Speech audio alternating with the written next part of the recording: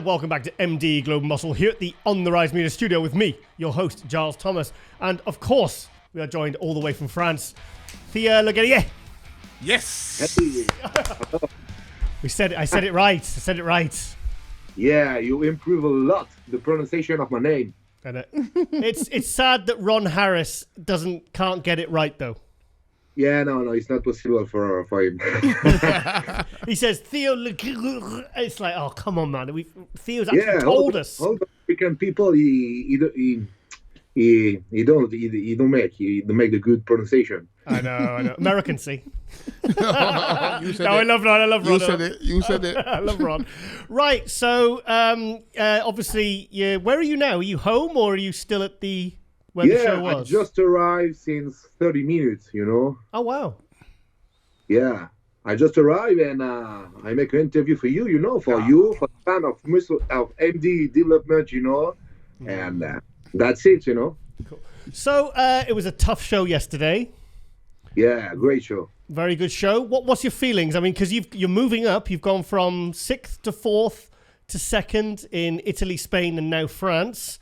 So how are you feeling? You came very close there, mate. You gave him a good run for his money, Nathan. Yeah, honestly, I improved a lot. My physics is 1 or 2 weeks ago.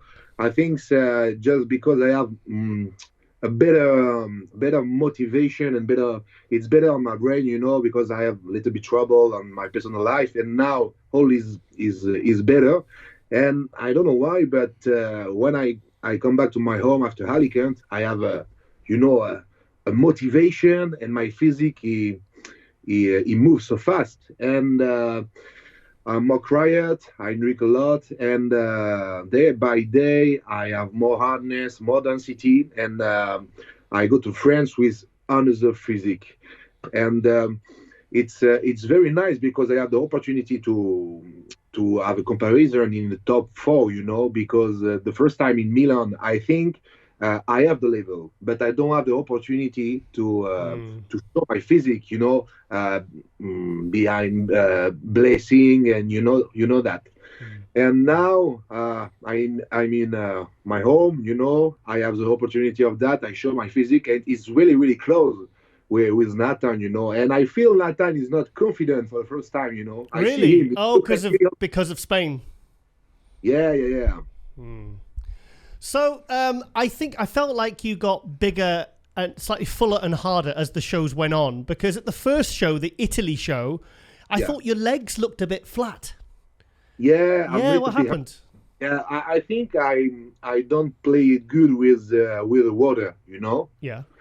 Yeah, and show after show, I make a lot of sitting, and feedback with Mauro. And now I think I find the good way for the water manipulation, Yeah. No, it's weird. It was like, I thought, where's his legs gone? Everything else looked great, but your legs were like, the sweep was gone, and then in Spain, it was there. It was like it just popped again. What was that? Yeah. What caused that? And after, Mauro, he don't come in Spain, but he showed me 2 days before the show in France, I go to the gym with him. He say, "Wow, Theo, you looks double. You looks double like Milan." Yeah. Yeah. So obviously now, what's next for you now? Because what's the next? Are you going to do Prague or Romania, or are you going to try or do Legion? What's the plan? No, I go next week in Milan for the Olympia Pro. This is the last chance, for take my qualification for this year. Oh, it's a qualifier for this year. I thought sorry, my apologies. I thought it was for next year. No, it's for this year. Yeah. Moving up. Yeah, getting closer. And I hope Nathan he don't come. Sorry. And I hope Nathan he don't come again. Nathan. Wow. Yeah, Nathan. yeah. You want to see Nathan? Yeah. So cool. Okay. So do you know who's doing Italy yet, or? Do you know who's in Italy? It's probably going to be the same guys, isn't it? The same guys again. Yeah. Normally this is the same lineup. Probably without Nathan, because he's a little bit tired. He tell me, "No, I don't come," but he tell that all the time. Yeah. Sorry, guys, just had to just check the lighting there. So you're saying that you think Nathan might be doing next week as well in Italy? No, I don't know. I think he don't come. He tell me he don't come, but he tell me that for the friends before, you know. Yeah. But I think no, it's a little bit tired. He don't want to compete again. But with Nathan, we don't know what's happened. You know, he's probably tomorrow morning. He's wake up. He say, "Hey, I want to take another prize money." You know. Yeah, more prize money. Yeah, he likes the money. Yeah. So it's. But anyway, that's not a problem, you know, because this weekend this is really close me and him, and it's possible to improve again my physique, you know, and now I play for the win, 100%. And it's good because the first show you got beat by Tim and Roman, then in Spain you beat Roman, then now you beat Tim. Yeah, but all the guys I saw in the social media, you know, specialists of bodybuilding, you know, and they say, Roman and Tim, he have a name, you know, but this is the third time I beat Roman, and this is the sixth time I beat Tim. Yeah. I'm not surprised, man. I'm here all the time, you know. I beat this guy many times. Yeah, but it also shows how close and how high the standard is, you know, because there's a lot of good European guys, and they've all been doing multiple. I mean, I thought Alfred was gonna really, you know, and he was like fifth place, you know. I was expecting him to come in and really shake things up, you know. Yeah. No, honestly, the difference of the Europe show and the US show, this is you have a density level, you know. You don't have just 2 or 3 names, you know. You have 6 or 7 athletes in very good condition and with a really good shape, you know. And yes, show after show, it's possible to switch the place because it's really close, you know. And this is, I think, this is to the appreciation of the head judge too, you know, because we have a different typical physique, you know. Tim, he have the different physique of me, you know, and Roman too, and this is what the judge he wants, you know. Yeah, and I think with you, I think the good thing about some of the European guys is they're all doing a lot of shows, and I think because I've never really seen you off. I've never seen you out of condition. You just kind of you get more and you kind of get better and better as the shows go on. Yeah. That's my good point. The show after show, I don't go down and I improve show by show. This is I don't know why, because a lot of people this is not the same, but for me it's worked very good, you know. Yeah. What was it? Top 5 in 10 shows last year, or over 2 years? Top 5, 3 top 3. Yeah. And 1 victory, you know. Yeah. That was NPC European, wasn't it? Yeah. Now I play with a high level in Europe, you know, and I just want qualification the next week, you know. Oh, come on! The thing is, I'm rooting for you, and I'm rooting for a lot of other guys. So there's only 1 spot left, you know. So it's going to be tense. This Italy show is going to be a good show, I think, because, like I said, it is the last chance, isn't it, to qualify? Yeah, this is the last chance. But honestly, yesterday was a very great day because in France, you know, you don't have a lot of manifestation of bodybuilding, you know, and now this is the second pro show in France, and the audience is full, and I have a lot of support. I never compete in France, you know. Really? Since I'm a professional now. Oh wow! And I saw, you know, and I feel the support. I step on stage, and all the people say, "Hey, Theo, come on!" I say, "Wow!" I never thought that before, and I'm really proud of that. Very honored, and no, that's really good because we make a very good show yesterday. I play with the guy, the top 4. He played for the battle, you know. I was Nathan, you know. I beat him. I take out some shit on the stage, you know. Yeah. And Roman and Tim too is enjoy a stage again, and this is really cool. But yes, it will be a good story if I win. But finally, that's it, you know. Now it's Milan. Yeah. Well, I read on a post that said it was really. They said there was a lot of people there for you. Yeah. At the show. Yeah. And this is the first time when I show that in Milan, in Italy, I have a lot of support too. You know, after the competition, I take some photo with the people, And in France too. When I finished the show, I think 50 people. He wait for the photo and discussion, and all the time we are behind your phone or your PC. You don't show the people on the competition. And now to see the people and the support directly. This is very important, and this is really good motivation. Good. So what's Mauro's feelings on what's next for you? For the next competition? Yeah, what's the feelings from him? What's he, is he happy with everything moving forward? Yeah. But now I'm tired. I don't know how my physique he moved. I tell you in 2 days if it's good or not, because I have an idea with that rebound of my water, what is my physique, if I have the hardness too. But no, honestly, I'm feel good. I have a motivation, and I trust. I trust in me. It's possible to beat all the guys. So, if you win it, even if you win Italy, please tell me you're thinking about doing Romania or Prague. Definitely Prague, please. Come on, qualify. Nice early qualification for next year. Come on. Yeah, I don't know. Honestly, I don't know. This is day by day. Yeah. Because you come to Prague. Possibly. Okay, you want to show a great posing, no? Of course. Of course. Yeah, he never rehearses his pose routines. He just goes out there and just does it. Yeah. He just feels the music, do you? Sorry. Honestly, I'm proud of that, because now all the people all over the world, after the show, say, "Hey, how are you? I like your posing. I like your style on the stage." You don't talk about me like just the size and muscle. Just he talk about the attitude and my style. He liked it. And the competitor too. When I go to the town, I talk with classic physics. Say, "Hey, this is a guy. He poses very good." That's cool.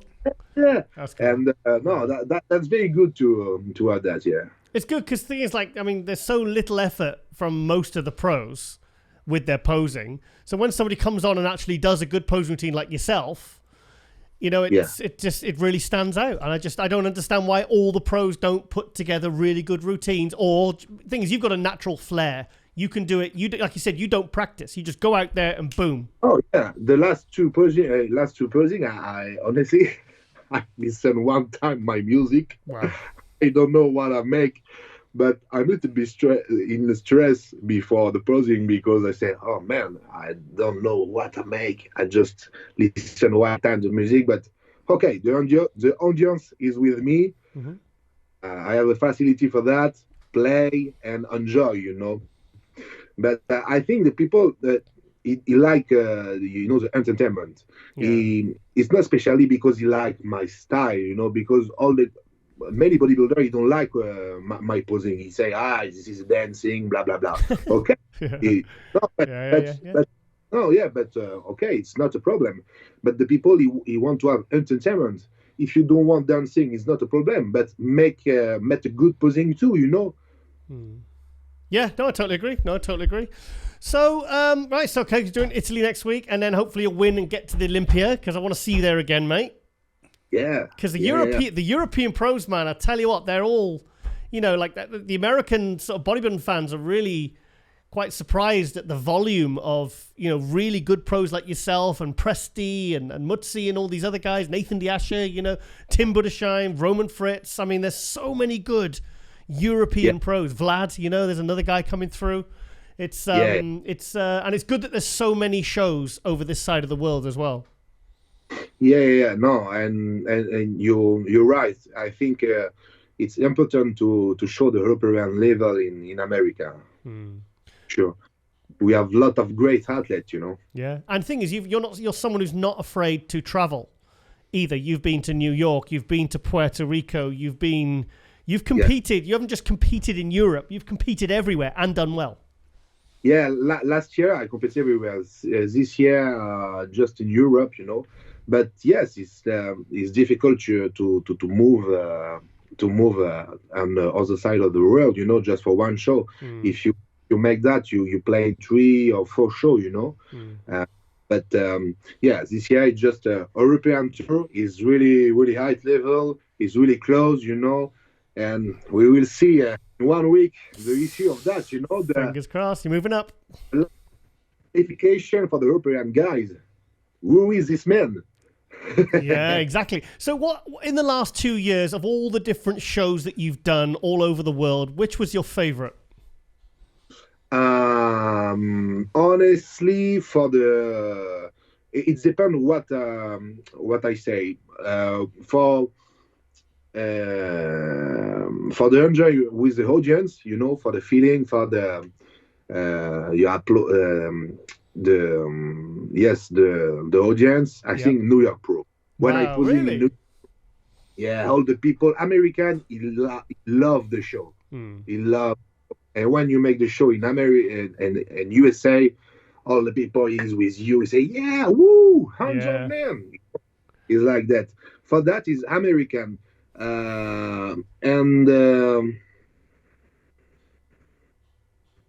no, for the stage, I think the big man in Portugal is a really good stage. Oh, the nice revolving stage. Yeah. Yeah, that's like they got a revolving stage, Derrick, that comes up, that comes on down under the stage, and it comes up spinning. Oh, right. And all the bodybuilders like rotisserie chickens on it.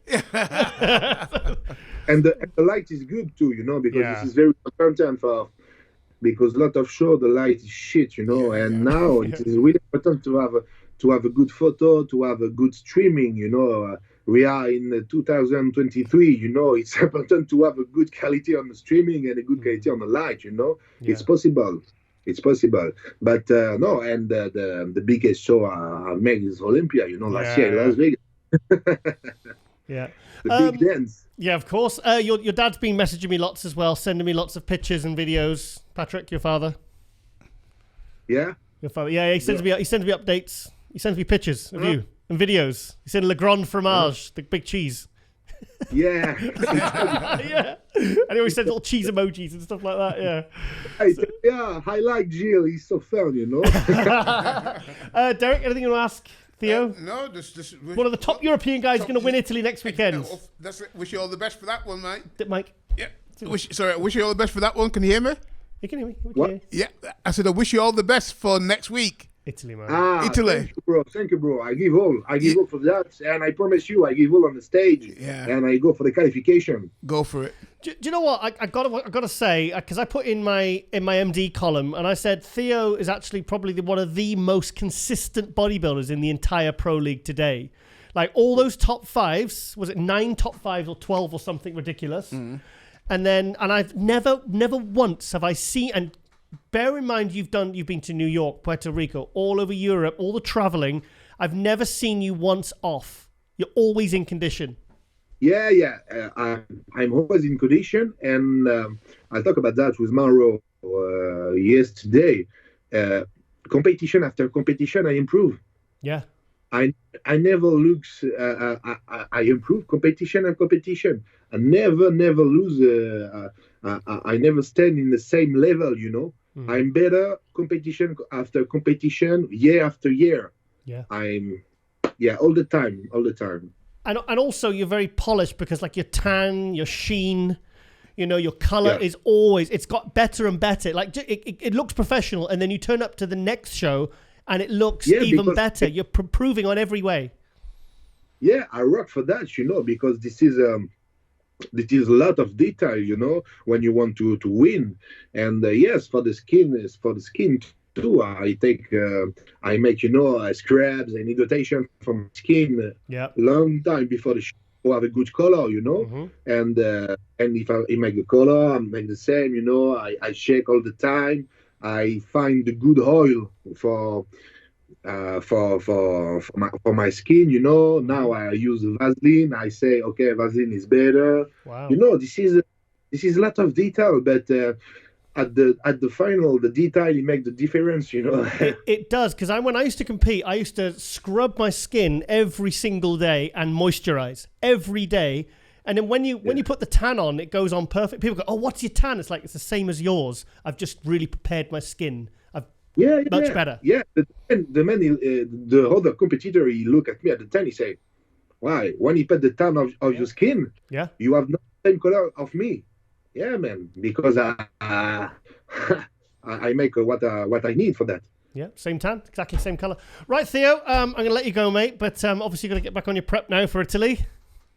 Yeah. So hopefully there'll be a live stream for Italy, because I was very disappointed there wasn't one for France. I'm gutted about that, but I wanted to watch it. It was a really exciting show, and I really wanted to watch the live stream. There was no live stream, so. Yeah, I told you before. This is we are in the 2023, man. This is no. It's bad, isn't it? I know. It's not good. I know. So well, hopefully with Italy they'll have one, Derrick. Yeah. So cool. Theo, thank you so much, mate. I always appreciate you coming on MD Globe Muscle, and I didn't realize you were literally getting home by 30 minutes. So I do appreciate it, mate. And and I hope to bump into you at one of the shows, well, in the very near future, mate. Yeah. Thank you very much. I appreciate a lot. And thank you, Giles. Thank you, Indy and bodybuilding fan for support. And I'm sorry I didn't do the entire interview in French. I'm sorry I didn't do the interview in French. No. you don't know. He just be going, what is he saying? You don't say croissant, fromage. I know. My vocabulary is very wide. Very wide. Yeah, okay. So my name is Ham Sandwich or something, I'd say. Right. Right. Theo, I'm going to let you go, mate, but all the best for next week, mate, and get that qualification. We want to see you at the Olympia. The second Olympia, I want to see you in that top 15. That's an order. Yeah. Thank you. Yeah, he will for that. Cool. All right, then. I'll speak to you. Thanks for coming on MD Globe Muscle, mate, and I'll speak to you very soon. What? I'll speak to you very soon. Okay, yeah. Yeah, very soon. After the win. After the win. Sure. Definitely. That's a deal. That's a deal. Cool. All right, Theo. Right. Take care.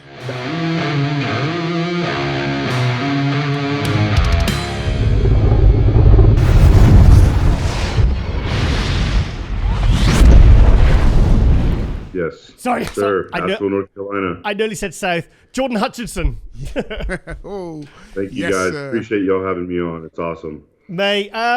North Carolina. I think there was one year when I was flying back from the Arnold Classic, and I had a layover, and I was put in this hotel, and I didn't want to come out of the hotel because the place was a bit scary.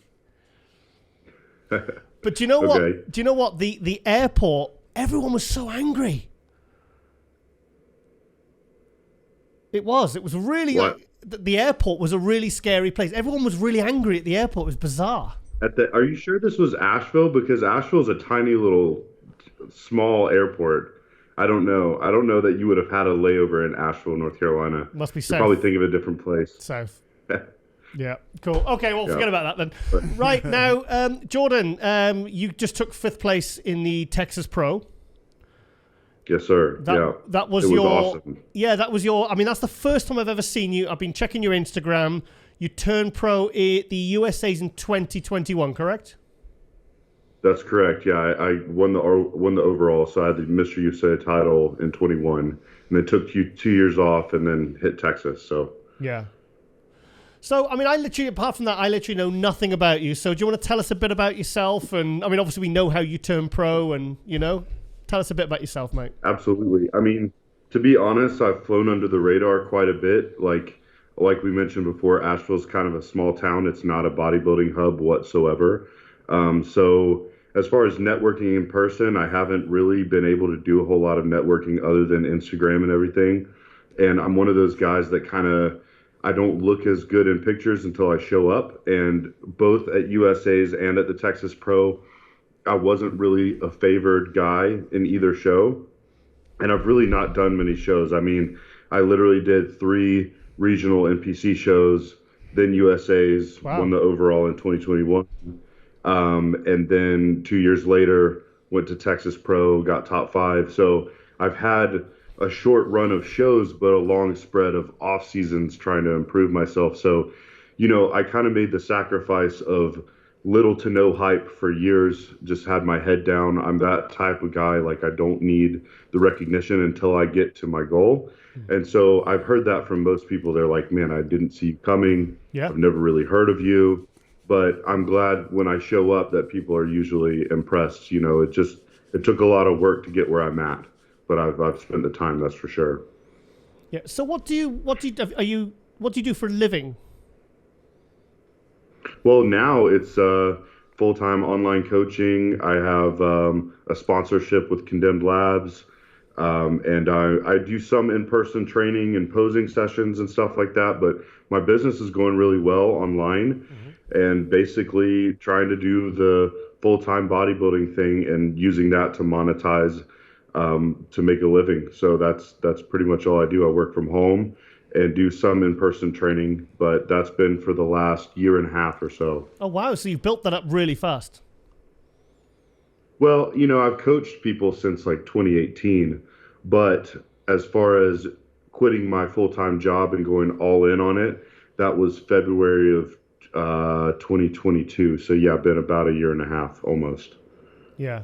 Well, I mean, to come top 5 in, because the Texas Pro, I mean, I was speaking to Nathan Diash the other week, and we were saying that the two, apart from the Arnold and the Olympia, the two kind of most highest anticipated shows of the year, and also the toughest shows of the year, were Italy and the Texas Pro.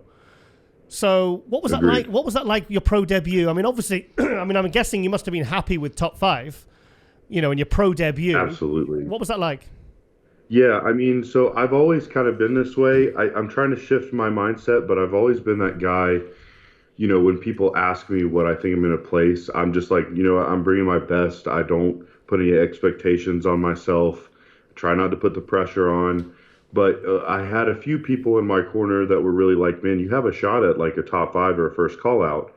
Wow. And I knew I had the ability once I stood next to people. Again, like in pictures, it doesn't look the same until you see my structure. I'm a structure-shaped person. So I knew I would match up well with some of the guys, but honestly, it really, when it actually happened and I really was getting compared in that top 4 or 5 spot, it meant the world to me. It was like a dream come true. Yeah. I mean, you know, I was on cloud 9 just like I was when I won USAs. It felt about the same. You know, just like I'm honored to be a pro for one thing, but to compete with some of the top level guys at such a competitive show, my first time out as a pro was a big deal for me. I mean, you had Andrew Jack, Carlos Thomas Jr., Hunter Labrada, Lewis Breed from the UK, and you're literally right in the mix with those 4 guys. Yeah, so I mean, actually, you know, funny enough, I had 4th at prejudging in the scorecards. Yeah. Me and my coach kind of played a fullness card between prejudging and finals. Because of course, Carlos is just blasting full all the time. Yeah.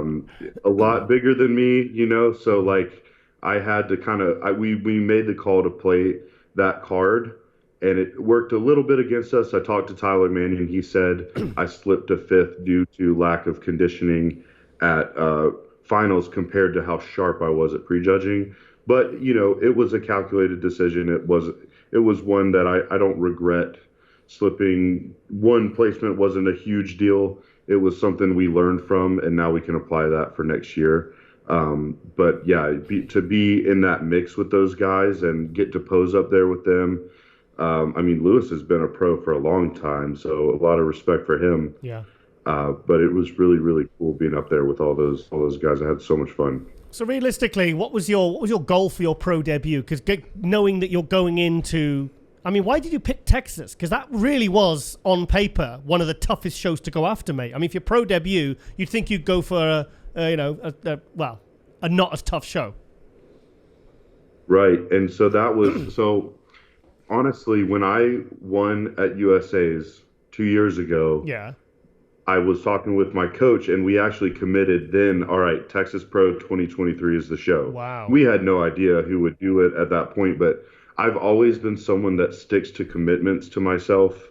You know, and I saw how the earlier shows in the year turned out, and there was that part of me when I'm watching these shows, I'm like, why didn't I do Chicago? Why didn't I do New York? You know, I could have been in a better mix with these guys, because I started to hear who was going to be at Texas later on in the year. I'll be like, oh, shit. You know, Andrew Jack and Hunter in the same show. What am I doing? Why did I pick this show? But at the same time, it was just something I committed to a long time ago. My coach lives in Fort Worth. So I stayed with him like a week out from the show, and it all worked out really well. It's just a commitment I made to myself, and I decided just to go ahead and fulfill it. Why not see how I match up with some of the biggest and the best? But next year, the goal is more like I want to come for like a pro win. I want to be one of those top few guys. I want to be selective and also do multiple shows during the year so that I'm not just, hitting one show, one of the most competitive shows, because as a new pro, you're not going to beat a top 10 guy. Obviously, we all know that. So, or a top 10 Olympia guy, I should say. But it was just one of those things. I went in knowing it was my commitment from the start. And I thought, depending on who was there, maybe I could get a top 5. But it was, like I said before, in the past, I really haven't put those goals in my head for a show just to keep the stress off. It really helps with my stress levels. I go in with zero stress at all. But I think I need to apply a little bit of healthy pressure to myself this next year and set some more lofty goals, just because my goal is to be at the top one day anyway. So I got to start setting those goals. I've got to say, from my point of view, to come top 5 in a show that high profile with that in your pro debut, in that tougher lineup, I think that gives you more credibility than if you'd have gone and got top 3 in one of these other shows that wasn't as big. Yeah, I think that's, for me, I'm like, that's why you got on my radar. I was like, holy shit, I don't know this guy, and he's got top 5 at Texas. I mean, that's a really big deal, mate. For sure, yeah, and that was my thought process with it too. Like, I was watching Fouad Abiad's podcast, and they were discussing this exact thing. Like, what's a good idea for someone in their pro debut? Should they go to a really competitive show, or is it better for their brand to go to, a lower tier show where they have a chance at winning their pro debut? And I was watching that show, like that podcast prior to my Texas Pro showing. And, I kind of ride on the line of I'd rather be with the best, because that's my eventual goal anyways. So, like, yes, maybe I could be a top 2 or 3 at one of these not as competitive shows, but I want to see what it's like. I want to be on stage with these guys at the level I want to be at, because I'm not going to stop until I'm an Olympia guy, until I'm one of the top guys. So I don't want to just be a kind of competitive pro. I want to be a top, very competitive pro. So you on the Olympia level. So I'm guessing you would have been first call out in Texas. I actually wasn't, so I got overlooked. Wow. So okay. And that's another thing that I assume it's like, one, I didn't have the hype going into the show. Like, Lewis and Carlos were being talked about. I wasn't really being talked about. Yeah. And I think what happened was they pulled me out in a call out with Jonathan Withers. Mm-hmm. And I don't think any of the top 4 were in that call out. Mm. But then the next time we ran, they had me, Carlos, Jonathan Withers, and Lewis all in a call out. Mm-hmm. And me and Carlos were kind of in the center of that. So that's where I kind of felt like me and Carlos, of those guys behind Hunter and Andrew, were kind of looking at a 3-4 spot. And based on the scorecards, that was the case, but I just didn't come in my best at the finals, and Lewis had an amazing look at finals. So props to him. But that's kind of how it played out. It shows you that the judging's fair, because I've seen it. Remember, Derrick, Liang the other week? Oh, yeah. He wasn't first call out, and then he ended up in fourth place because they scan the lineup, they see you by yourself, and then when they actually bring you out, they're going, actually, that Jordan's quite good. Let's compare him, maybe some guys, and also some guys, they get better the more they pose as well, Mm. So it shows you that they're actually giving everyone a shot, and it's not preconceived notions of who they want in the top 5. Exactly. And a lot of people talk about politics and bodybuilding. And one of the things that made me I will say I've dealt with local level, regional level politics. Yeah. But honestly, once I went to USA's and I got to experience Tyler Mannion and Steve Weinberger judging me, and I was a no-name, nobody, no sponsorship, hardly any followers, and won the overall at USA's, that gave me a hope of like, okay, at this kind of level, they really are giving a fairness of judging.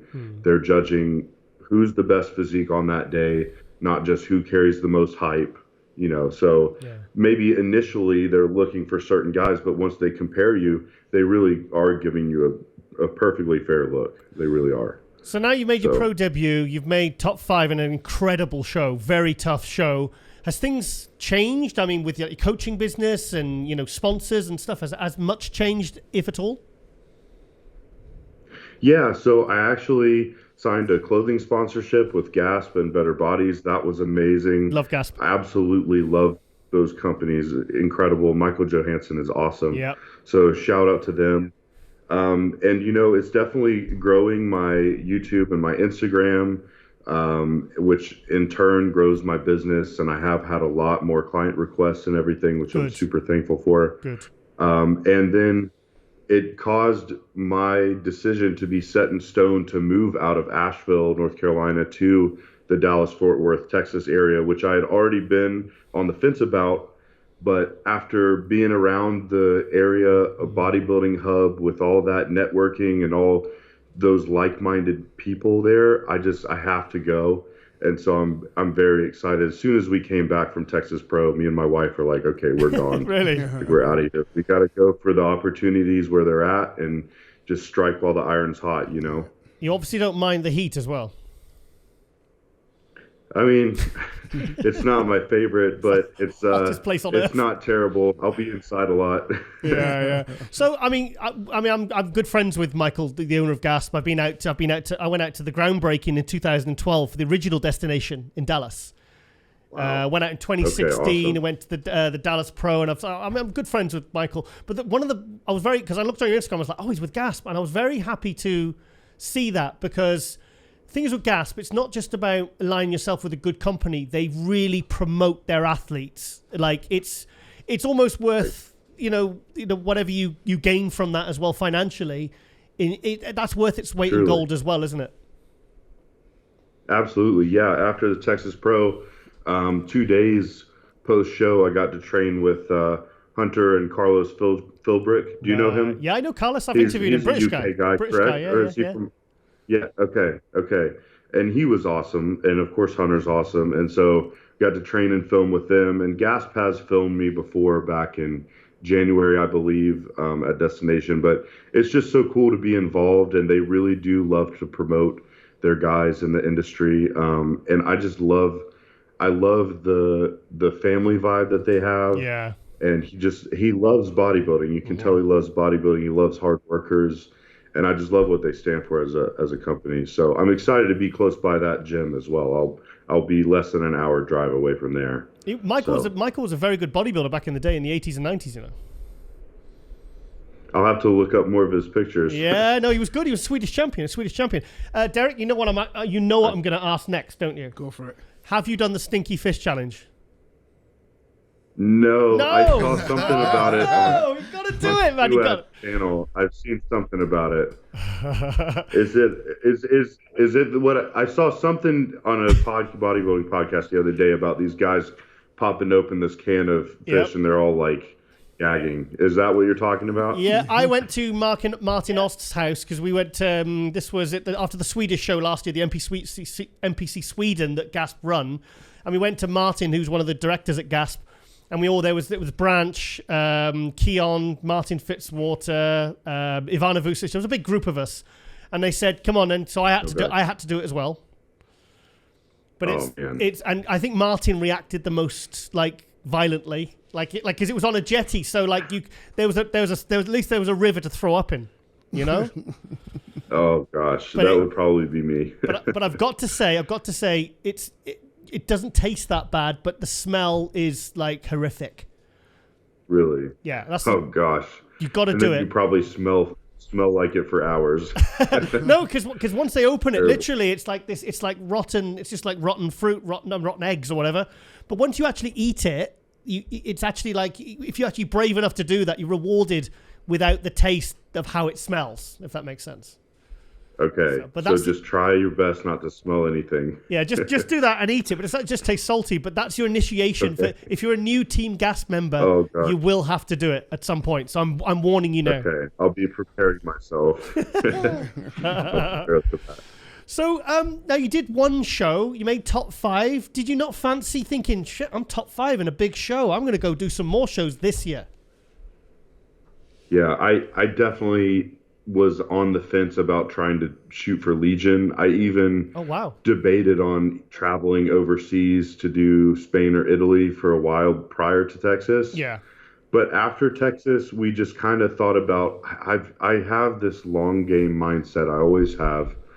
And the long game is to be the absolute best I could possibly be and at the top of how competitive I can be. So my coach is Chris Tuttle. Okay. And I've worked with him for 4 years now, going on 4 years. And it's been an incredible experience. So, of course, we talk about everything. And I'm like, all right, I really feel like if I added a few pounds and kept my waist tight, added a good 5 to 10 pounds, I could be one of these really, really competitive guys. And that's what the judges' feedback were. It was just, man, everything's great. You brought a great package. You just keep growing at the rate you are. Do exactly what you did after USA's. Don't blow your lines or proportions. You just grew everywhere. You need to do the same thing. Just continue to add size evenly. And, I just decided, okay, I could do Legion, or I could spend that 7 weeks getting healthy and just really gunning for a big push this off season to get as much size as possible. And we're probably going to try to push all the tools we can. I've been pretty conservative my whole time bodybuilding, so I'm going to try to really step it up a notch this next year and try to bring maybe a 250, 255 package to the stage, which I was about 242 to 245 on stage at Texas. Okay. And then I really want to shoot for an earlier show. So I kind of sacrificed doing another show, though I think I would have done well. I just wanted to take the time to maybe look at being in the position to win a show next year. That's truly my goal. I want to win a pro show. I noticed Carlos did the same as you. He did his pro debut, then shut it down. Because, it's almost like, okay, we've made top 5 here, in a really, really good show. What more have I got to prove this year? Really, like you seem to have a good long-term approach. And that's very unusual for most bodybuilders, because most bodybuilders, it's all about the next week, the next show, compete. Sponsors are demanding it. So I think you seem to have the right kind of mindset and attitude. You're aligned with a very good company, which is a very good thing. You're moving to Texas, which is you're going to explode when you get there. You're going to flourish, because you're going to be in around, if you're saying you're living in this small town. I've heard this story many, many times of bodybuilders that have been a big fish in a small pond. They're the only bodybuilder in the area. And then they go to Florida or Vegas or Dubai or something. And then boom, it all happens. Right. Yeah. I mean, it definitely, especially when you're getting new sponsorship opportunities and they have certain obligations for you. Yeah. What I love about my sponsors, and my main sponsor is my supplement sponsor, Condemned Labs, and Michael Jarovic, me and him talk almost daily, the CEO. Good. And so they've been super, super helpful for me. And he always supports my decisions no matter what. He never puts pressure on for me to, continue doing shows if I have another plan. We just work hand in hand with getting good content for the company and everything. And so he's in full support of my decision. So I really had no pressure like that from any outside sources to continue to do a show, other than the, people saying, oh man, why are you shutting it down already? You only did one show. And that's the thing. I've always been that way. I've always had that mindset. And I believe that's what took me here this fast. Because my first NPC show was in 2017. Wow. And I did one a year later, and I realized I didn't really improve much from 2017 to 2018.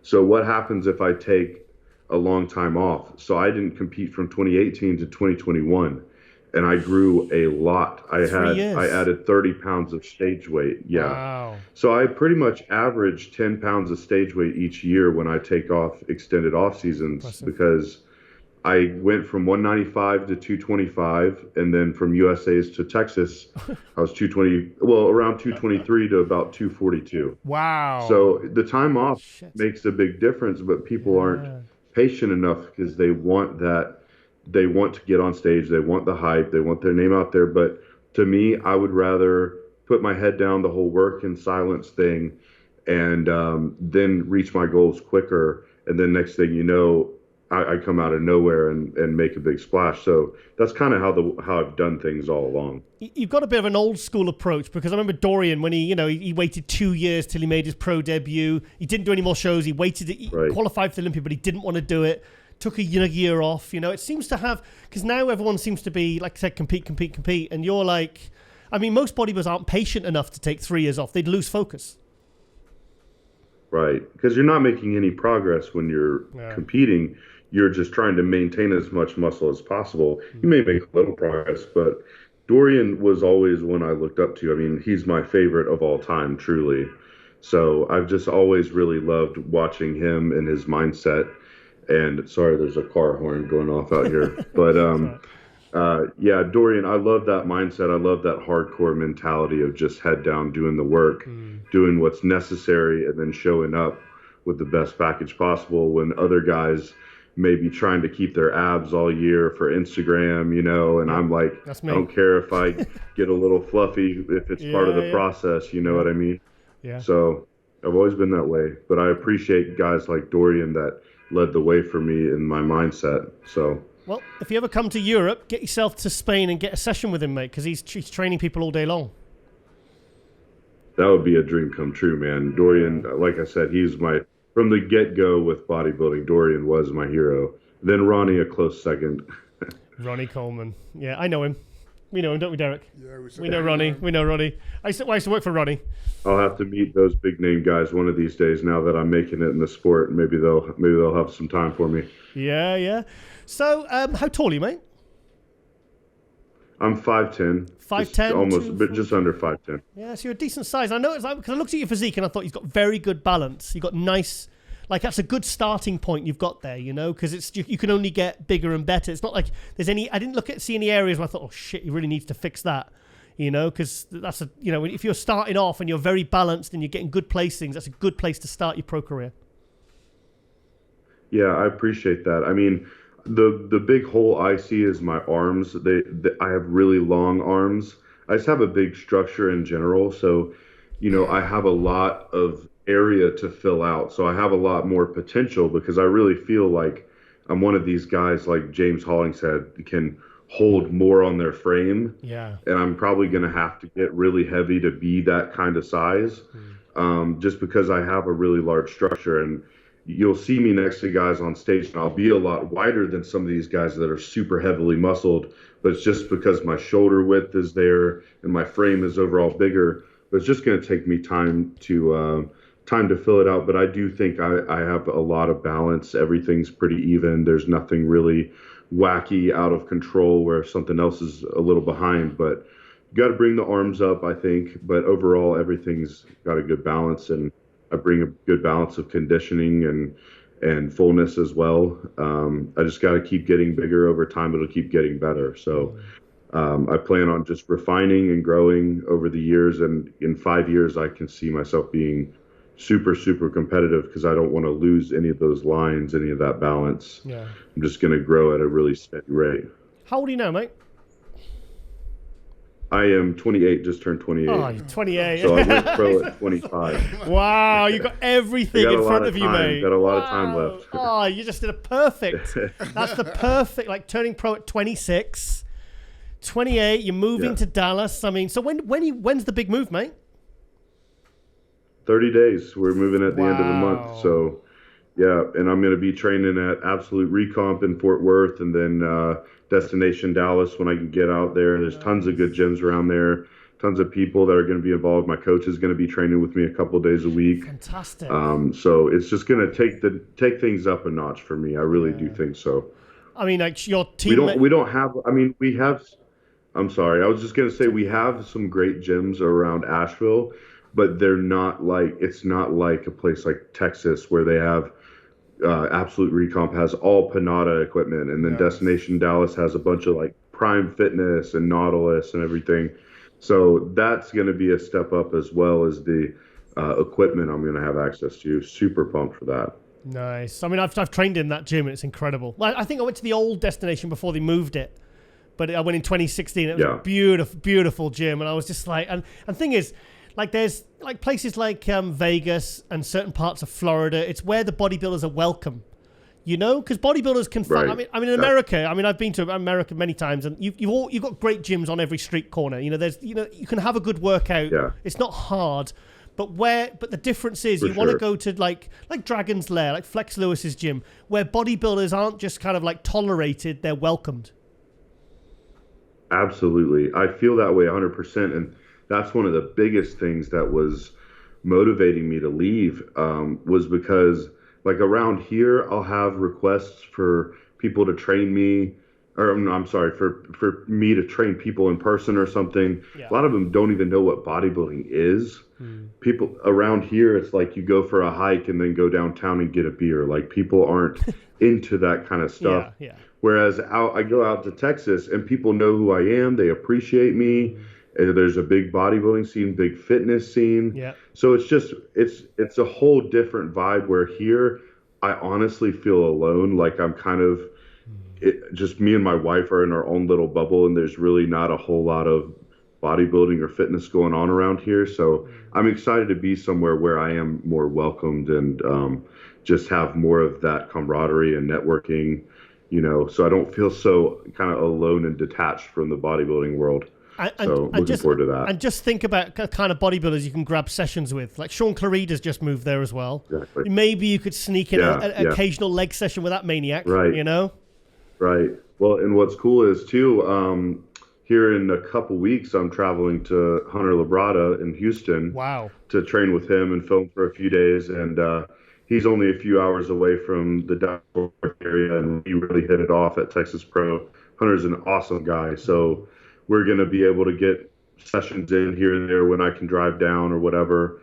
So there's tons of opportunities to train with some really high-level athletes as well. I'm super excited to train with Hunter. That's going to be a lot of fun.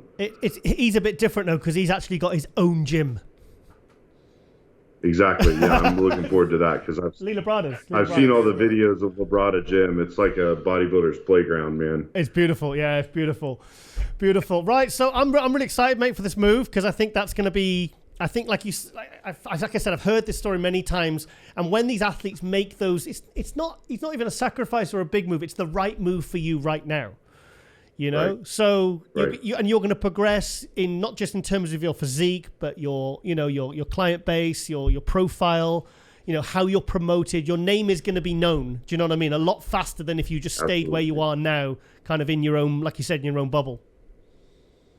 Right. I completely agree. I mean, social media is powerful these days, but there's nothing like interacting with someone face to face, or even like we are right now, like getting to know people on a personal basis. It's so much different than getting to know people through Instagram and connecting that way. So I'm excited to make more connections in person. And, nationals will even be in Texas, NPC Nationals. Oh, nice. So I'll be there. I think that's in November, December. They moved nationals there. So definitely a lot more happening in Texas and a lot of opportunities. So I'm just excited for that to hopefully skyrocket more of my career. Good. Well, stay healthy, train hard, like I said, just keep making these big moves like I said, that's going to help you in so many different ways. And just keep doing exactly what you've been doing because it's got you, turned you pro very fast. Overall at the USAs, you got top 5 in your first pro show. So I think you're at 28. I think you're in a really good position. Really good position, mate. Yeah, I appreciate it so much, man. Thank you. Derrick, anything you want to quickly ask him while I just adjust the lighting? Yeah, just like no. Just want to say, well done for what you've achieved so far, and you're making this transition over, or you're making this move over to Texas. Yeah, hottest place on earth. Hottest place, yeah. And you with a great team, the gas guy. So that's a really good thing. When I'm not in, Jordan, when I'm not in these suits, I literally live in gas. I live in gas. The black and orange hoodies, they're beautiful. Yeah, it's good, nice awesome, clothes. Man. Yeah, this is all I wear. It's so comfortable. Yeah, it's great stuff, man. Yeah, cool. All right then, mate. Well, I'm really glad I got you on because, like I said, I quite like these. Sometimes I get these guys on, I know everything about them, and then sometimes I know very little, and it makes it more interesting for me in some ways because I get to know the person literally as we're talking, as if we've been having a conversation face to face. So, And also good. You've got a great coach there, Chris Tuttle, because I've been hearing his name pop up a lot more in the last couple of years. Oh man, he's been incredible. Like, talk about the easiest prep ever. This last prep, I didn't go under like 350 grams of carbs on my low days. Wow. I swear he's like a wizard. And we hardly went over like 30 minutes of cardio. So he knows his stuff. He knows how to really prime my body, and we make a great team. I'm so appreciative of him, because once I started with him, that's when my career kind of took off. I went from really nothing to actually being competitive, and I can't thank him enough. So I definitely got a great team behind me of a lot of good people. So it's been awesome, and he definitely deserves the credit of one of the top coaches in bodybuilding, in my opinion. Was that his podcast I saw you on?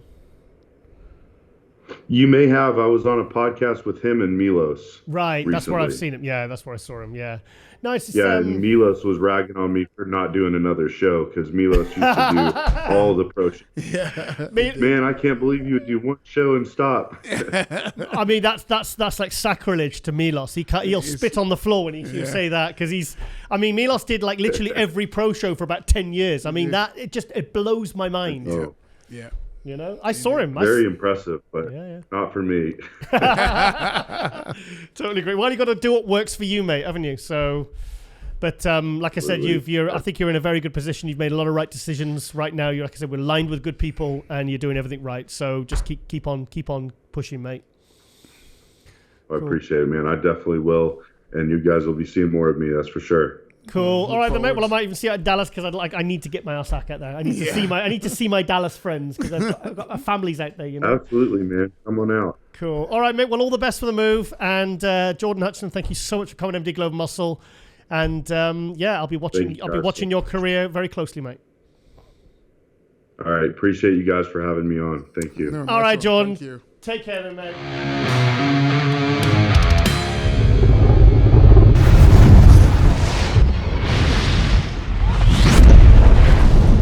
Joined all the way from the Netherlands, the classic champ, Wesley Vissers. Yo! Yes! What's up, guys? Thanks for having me. Yeah. Wesley, mate, we haven't spoke for... God, when was the last time we spoke? Was it last year after one of your wins? Yeah, I believe so. I think the last time we spoke, I was in the car, remember? That's right. Yeah. So that must have been last year. Exactly a year ago, I think. Maybe after the All Classic UK or something. Yeah, it was after a win. Yeah. It was. Well, as tradition dictates, you've had another win now, and a very, very, very strong placing in Dubai. Sorry, guys, I had a bit of a connection issue, so Wesley's called us back, and it looks perfect now. So, yeah, sorry, mate. We were just talking about your win and your qualification for, what is this, your 4th or 5th Olympia now? Let's see, 2018, 20, 21, 22, and now 23. You're showing off now. So. The only one I skipped was 2019, but the rest I've done since I was qualified, because I think, especially right now, I'm going to do all of them every single year, as much as possible, because I think that's the ultimate show, and it's just very exciting to do so. So yeah. Good. I remember when I was saying to Derrick before we started filming, I said I remember the London Pro in 2018. Yeah. And I was wandering around backstage, and because I knew, and I bumped into you, and I was like, "Holy shit, who's this guy?" And then I looked down, and you had the classic shorts on, and I remember thinking to myself, I didn't realize classic guys were this big. Yeah, like the funny thing is, a few months before that, in 2017, I did the super heavyweights in the Netherlands, and I won that show. So I actually was like a big bodybuilder, because I won the overall in the Netherlands. So I was at that moment like the number 1 in the Netherlands as an amateur. And then Classic Physique came around, and then I fit exactly into that weight cap for my height. So yeah, but now with the increase in the weight cap, I can be even bigger. Yeah, do you know, I completely forgotten about that. Yeah, the taller you are, the less of an advantage they give you. So for me, it's only 2 pounds or 900 grams. But it doesn't sound like much, but it can change your whole peak week for sure. Because it allows you to eat like 2 to 3 more meals before weighing in, for example. So it actually worked out very well for the last 2 shows, which I think did show on stage. Good. So, does your physique kind of look its best when you're in the classic limit, or does it look, say, like 5 pounds or 10 pounds over? Is that when you look your best? When would you say? Well, it kind of depends on how you define best, because I do think I look better at a heavier weight, but not more conditioned. Yeah. Because then the glutes and the deep striations in the hamstrings may not be showing, but the upper body, that's like old school Arnold style, like full and big and dominant. Mm-hmm. But nowadays they simply want every single striation to be visible down to the glutes. Mm-hmm. So in order for me to achieve that, I'm always below the weight limit very easily. Oh, wow. I always weigh in with my clothing on, and I never miss the weight, even if it's like at the European Pro, it was at 8 p.m. at night. So I still weighed in easily then, and I had a couple of meals, I had my clothes on. So the weight limit is not really a problem for me, but I would prefer my physique a little bit fuller, that's for sure. Yeah. Do you know what? I was just, as you were talking there, I was trying to remember when, because the first year or so, I remember I saw it at the Arnold Classic in 2019, and you were like the biggest up there, but your conditioning wasn't right, and you obviously you didn't get the placing you wanted. I think it was the Romania show was that the first time that you really started to really nail it, and you've nailed it every time since. Yeah, pretty much. You're talking about the 2019 Arnold Classic, and then in November that same year was Romania. Oh wow, was it that long ago? Was it? Yeah, it was in the same year, because, like you say, the only thing they were critiquing was the conditioning. They always say, you have the perfect physique for this class, but you simply need to be more conditioned. And I remember that. Mm-hmm. So from then I made sure to be conditioned. And I actually was afraid to load up for the shows, because I was like, okay, if I load too much, I'm going to overspill and not show that conditioning that I worked so hard for. So I actually was a bit on the slimmer side in Romania, but it was enough to win. Yeah. And from that moment on, it has been a steady stream of, showing up at my best and better every single year. I mean, was it those gym pictures on this latest prep, those last gym pictures you posted, and I said to myself, he's actually taking his conditioning to another level again. Yeah, I think now the combination of my conditioning and fullness has finally reached like a true new level. Yeah. It's not just always a bit better, but it's actually a big difference compared to even the Olympia of last year, where I had pretty good conditioning, but the fullness was nothing compared to what it is now, especially also because I had time to grow some muscle parts, groups like the legs, which definitely are a big difference compared to last year. So I'm very happy to also see that myself, but also see that other people who've always said your legs are a weak point are now finally saying, well, we actually fixed the legs. They're actually now, especially from the front, simply proportionate with the rest of the body, which to me has been like a goal of the last 5 years to achieve. Hey, us tall guys struggle sometimes, for legs, Yeah, that's true. So do you think it's muscle maturity you've got now compared to where you were because I'm seeing more striations, I'm seeing more separation. Is it muscle maturity you say, or would you say is it more training and more density? Yeah, I think the term muscle maturity also comes from the amount of times that you cut down for a show, because every time that you cut down, you go just a bit deeper and you know more and more what you are supposed to do. And also to maintain muscle, you got to keep training heavy even through the entire contest prep, in my opinion, which I've been able to do.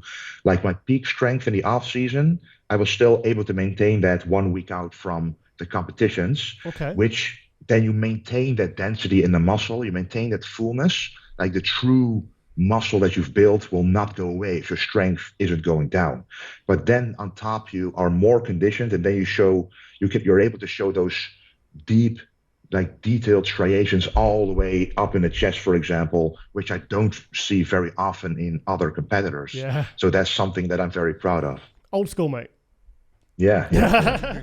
So, Stefan Kinsel, I hope I said that right, boss of Outlaw. Yes. How long have you been working with him?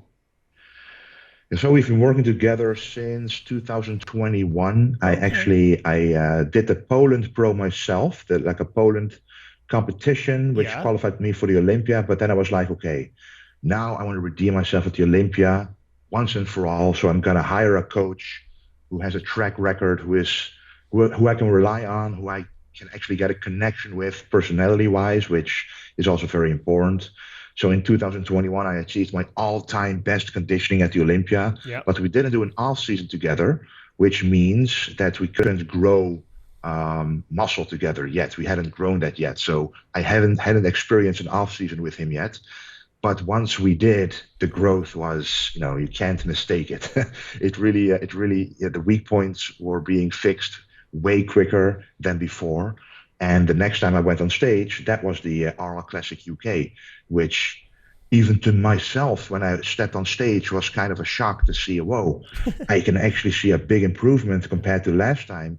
Whereas the last 2 years, yes, I made small improvements, but it was kind of a slow process. And now it's like a true evolution of how I looked, which a lot of people also noticed. And then, from then it only went up and up and up. And working with him is just amazing to see how many top athletes he's working with now. But still, no matter how many athletes he works with, whenever you ask something, or whenever you send him a WhatsApp, or whenever you send him a check-in, he's there like right away. There's no delay. You feel like you're still one of the priorities for him, regardless of how many athletes that he has. And I'm sure that every athlete feels the same way. So I think that's a very unique trait that he has, which makes it very comfortable to work with someone like that. Nathan D'Asher's so impressed with him. I mean, I know they haven't been working together long, but they've already won 2 shows. They've had a second place. Nathan's come back after these injuries. I mean, Nathan is absolutely. I mean, Nathan's not the sort of person who gives praise unless it's really deserved. And he said, no, Giles. He says this guy is. He said, Urs put me in contact with him. Literally, probably saved his career. Yeah. Every time that someone asks me about Stefan, I just say, well, just give it a try. Wow. Just, I've had a lot of, well, not a lot, but at least a couple of high-level known bodybuilders reach out to me. Also, when I was back in Las Vegas at the Olympia or other shows, about wanting to switch coaches or wanting to just try out a coach when they don't have a coach yet. And they all ask me about what's it like to work with Stefan, and I only have positive things to say. So just like Urs told Nathan to try it with Stefan, I mean, the moment that you do, it's the real deal, and you can see it in the physique, especially with Nathan. It was amazing. Yeah. We of course did the same show in Spain, so I saw him in real life.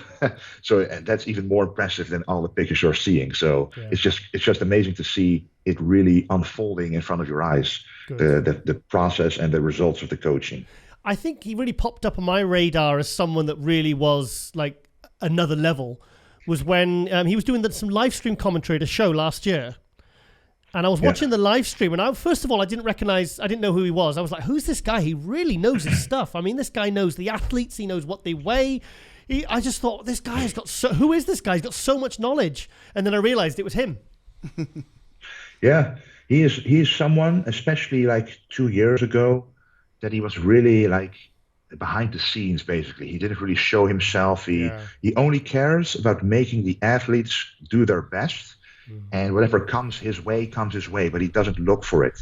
But now he's starting to work with so many more athletes who have a big name, who actually shout him out on their own accord without him asking for anything, that he's just getting known more and more throughout the industry. And I think that's a great thing because, like you say, he has so much knowledge, no matter what you ask him, no matter which subject it is within bodybuilding, like even things like posing, which I thought I was quite good at, but then we meet face to face and I do my posing, and he tells me about a few tweaks, and it changes my entire outlook on, whoa, this pose looks so much better now. Wow. And it was such an easy tweak, which really actually helped me at the All Classic UK and win the Yamamoto Pro Cup last year. Just small tweaks in the posing, and we're doing the exact same thing right now to make the posing better once again at the Olympia.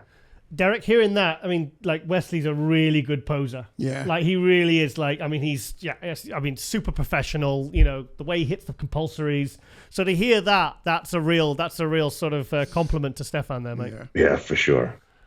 So, what was Dubai like? Dubai. Well, I've never been there before. I've never even been in that part of the world before.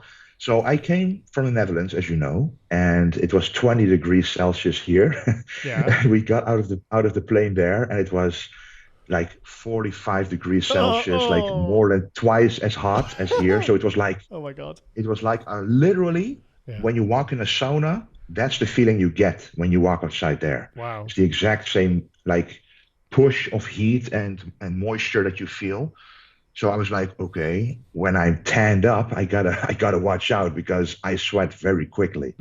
So when I was tanned up in Dubai, we had to get out of the air-conditioned car, walk straight to the venue into the air-conditioned area, because if I stay outside for more than 5 minutes, it's over basically, and you lose a lot of water very quickly. But it was an amazing experience. The city is amazing. Supercars everywhere, so whatever you're seeing about Dubai, it's true. And the show itself was set up very big. It was like a very big venue. The backstage area was the biggest I've ever seen in my life. Really? I was like, whoa, okay, there are going to be like 40 men's physique athletes, more than 20 classic physique, and they're going to compete at the same time. It's going to be busy. But it was like everybody had like 50 square meters for themselves if they wanted to. Wow. It was huge. Brilliant. So but it was an interesting show for sure, because people like Rob Diesel and Fabio, of course, 1 and 2 in that show competed, which I've never competed against in a show other than the Olympia, which it was a very, let's just say, interesting experience to say the least. So but I really enjoyed my time in Dubai for sure. So were you committed to that show even before you won Spain? Yeah, I was going to do it anyway. Okay. I used to be of the belief that, okay, you do one show and then focus on the Olympia. But I'm a professional bodybuilder. So I think whenever you can do a show, especially a high profile show as Dubai, with that amount of prize money, it makes it very attractive to do the show. And I simply love it. I have passion for the shows. And even the show of yesterday in France, I wanted to do that one as well. But I had another very important commitment, which was that was a little bit more important because I was already qualified. So I was like, okay, now I'm going to choose for this. It was a big event for my sponsor, which was also very important for the community, basically. But I would have done that show if I could. So from now on, because I feel very confident, and it's easy for me to stay in shape. It's like you see some bodybuilders, they're dragging along and they find it very difficult to be in such a low body fat percentage. But once you're there, in my opinion, it's pretty easy to maintain. Maybe I'm unique in that, but once we're in that shape, I can start to eat more and more. And I actually feel energized and very motivated to keep that going. Good. And that makes me realize, okay, I don't want to do just one show. Even if I'm qualified, I want to do multiple shows. Good. Bring your name to the forefront, show yourself more. Yeah. And it actually helps you improve your presentation on stage as well. Like your confidence and getting used to the stage again, knowing how it goes, knowing the drill, and practicing your routine, your posing routine. Like whenever you see the pictures, you're never perfect. You're seeing, I should have lowered my arm a little bit more, or I should have turned a bit more to the side. And every show you can improve based on the show before, because the first show you do, your presentation won't be as good as like the third show. And usually you're not as conditioned as the second or third show, because you can always tweak a little bit more or peak a little bit better, as long as you handle it in a smart way and don't do weird stuff. So I think doing multiple shows is good for the industry as well, and it's my passion. So I mean, some of the open pros, like some of the American shows, there were some small numbers, and then you see the classic shows and there's 20, 30 guys in every single week, in every single show. It's like, because it seems like the classic guys, I don't know, is it because it's a newer category, or is it there's more emphasis on presentation, or I just don't know why some of the the European guys are all doing multiple shows, the open guys. Mm-hmm. But some of them in America, they're doing 1 or 2 shows and that's it. It's and then some of these lineups are big and then the others, one next week is small. It's I feel bad for the promoters, mate. Yeah, me too. I wish like everybody for who it's logical to do multiple shows should basically do it. And what I mean by that is if size isn't your issue, mm-hmm. for example, if you're second or third or another placing and you didn't win, but size would be the issue, I simply need to grow more muscle. Okay, then it's smart to do an off season. But if conditioning or presentation or anything like that was your issue, you can always do more shows after that until you perfected it. So the only way that you learn how to be a true professional bodybuilder is to actually do the shows and improve yourself in the actual activity that your whole career is about, doing the shows. Because you can go to the gym, you can train, you can follow your diet, but doing the shows, that's what makes you a better bodybuilder, in my opinion. And that's what I'm experiencing myself as well. Good. So, okay, aside from the competitive bodybuilding, the 3 other big areas of your life, business, family, and YouTube, 3 things that are very important to you that you put a lot of effort into. How's it going? How are those 3 other big elements of your life going? Yeah, they're actually going very well. Of course, bodybuilding is always influencing all 3. Yeah. It's influencing business, as in I just notice when I do more shows, business will thrive automatically. So that's always going to be the case, or kind of intertwined. So that's actually going very well. The more popular that I get, automatically, the more people get to know my business and the clothing line and stuff like this. So that's going very well, which I'm very happy about, of course. And then you've got the YouTube, which right now, I used to only post like my training videos, do a voiceover. Okay, this is a chest workout, this is a back workout, maybe a full day of eating. But what we've really done differently now is I'm not recording it myself anymore, but I have a dedicated cameraman basically who is always going with me. Nice. He's literally, he's working with me and for me, but he's also a friend. So it's like a perfect combination. Good. So he fits very well within the family as well. Let's just say that he's not an outsider. He's actually he feels like a very close person who you can actually trust. You'll get better content that way as well. Yeah, that's what I wanted to say. He can record the private stuff, and he knows, okay, this is okay to record, and this maybe not. Okay. And someone else might not even dare to do any private stuff, for example. But I think it's great if people see the true day in the life. Mm-hmm. But he actually goes with me to all the competitions, and we put a video up every single day. Wow. So you can actually see, okay, peak week day number 1, number 2, the day of the show, the weigh-ins, everything you can see. So now it's more of a channel that shows a combination of what it's truly like as a professional bodybuilder going to a show day to day, especially in the week leading up to the show, and also the regular workouts where I do the explanations and still show and share the knowledge that I have about bodybuilding. But also they can follow me as Wesley, the bodybuilder, who he is and what he does to win, for example, the European Pro. How did he actually do everything? You can follow it from day to day. And I've also started a Dutch YouTube channel, so I'm doing both now. Fantastic. Yeah, so I think I'm from the Netherlands, and right now, because William Bonek, he is not doing the Olympia, and he didn't place as well as he used to back in the day. So right now, I'm actually the number 1 ranked bodybuilder in the whole country. Great. So it would not be smart not to do anything with it in your own language, because I noticed that the more Dutch content I put out, the more people from the country that I live in actually try to interact with me, and that's also very good for business. Wesley, and it's just a lot of fun. Wesley, sorry to interrupt. I could definitely see you on like Dutch TV.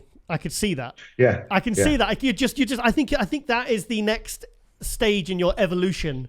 I could see you as like a national TV star, like a reality TV star, or something, having your own fitness show, or something along those lines. Can't you see it, Derrick? Yeah, definitely. Can you imagine it with the voice and the personality and and obviously, like you said, you're the number one now. That's competing, in the Netherlands. So I could totally see that you presenting on TV. Yeah, that honestly is one of my goals. That's exactly what you're saying. Because I've already been on TV in like commercials or a major talk show, but not like a series dedicated to me, for example, which ultimately is the ultimate goal if you live in the Netherlands. If you are like, they call it known Dutchman, like in Dutch it's called bekende Nederlander. If you reach that level, you will forever be taken into like the talk shows and the TV and reality shows. You just have to get on TV once, and if people like you, you're basically in. Wow. You're basically in like the Hollywood of the Netherlands. So that's the goal. But yeah, the English content will remain, of course, always, because that's how I became who I am today, like the vintage genetics brand, and that's always going to remain. And then, of course, we have family, and funnily enough, I think one reason why I looked better this year than all the other years is now both of our children have grown up old enough so that we don't have to get out of bed every single night. So it was the first prep that I could actually sleep. No more kids then? No more kids yet? No. Two is enough. More than enough. Yeah, literally more than enough. Just cap it at two. Yeah. But it's very fortunate, and I very much appreciate that my family is behind me as a bodybuilder, because I also know people who have the opposite. For example, who still either live at home with their parents and they don't want him to do anything with bodybuilding, like creatine is like a drug, for example. They think it's like everything is forbidden to do. They have to eat what's on the dinner table, and they can't make their own food. Yeah. So they don't. It's also possible that you get a situation where your family doesn't support it at all, because bodybuilding may be an individual sport, like they say, but it's actually, in my opinion, a team sport.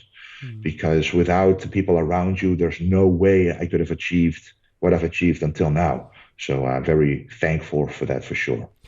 How old are you now, mate? Because you're still in your 20s, or?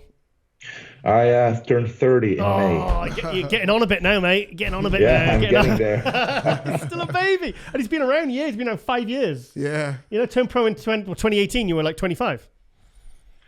Yeah, I was 24 when I turned pro. 24, in March. That was March 2018. Yeah, that's right. So that was an amazing year to qualify for the Olympia and do the Olympia that year as well. Yeah. But compared to now, I was so much like a baby, like you say. I mean, it felt like it feels like a century of difference already. That it's only 5 years, but learned so much along the way. It's been so nice, because I remember seeing, like I said, when you turned pro, and it's been so nice to see your evolution as an athlete, as a family man, as a businessman. It's kind of nice to see these athletes that kind of seize every opportunity, create opportunity, and they kind of they just grow and grow and grow as they go along. And it's been nice to follow your journey, actually. Yeah, thank you very much. Thank you. It's I still sometimes can't believe that my life has turned out the way it has, because everything. But I think as long as you follow your passion and you believe in what you do, and the people around you who support you, you should appreciate a lot. Mm-hmm. Eventually, you will get where you want to be. Because I never ever expected that this could ever happen, but I'm here now. And that's what I say to everybody who asks me, how did you make bodybuilding your job, basically? I mean, when I was your age, I tell them, I had no idea I could at all either. Yeah. You don't know until you try, and you be consistent. So it's a blessing for sure. Derrick, anything you want to ask our guy Wesley before we let him go, before he gets back on his Olympia prep? Just say, I like how you keep things real. I like how you talk. I like how you come over genuine. So, good luck to the future, man. I just we'll keep in touch with you. Yeah, thank you very much. I appreciate that.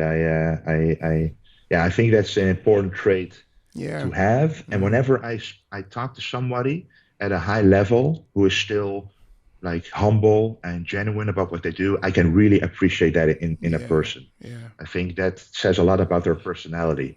And so I'm thank you for noticing that in me, because I think myself that's an important thing to have. Well, I did big you up before we came on. I really bigged you up. I said, "Come on, Wesley's a cool guy, man. Derrick, you're gonna love him." So we already had a good impression, you know.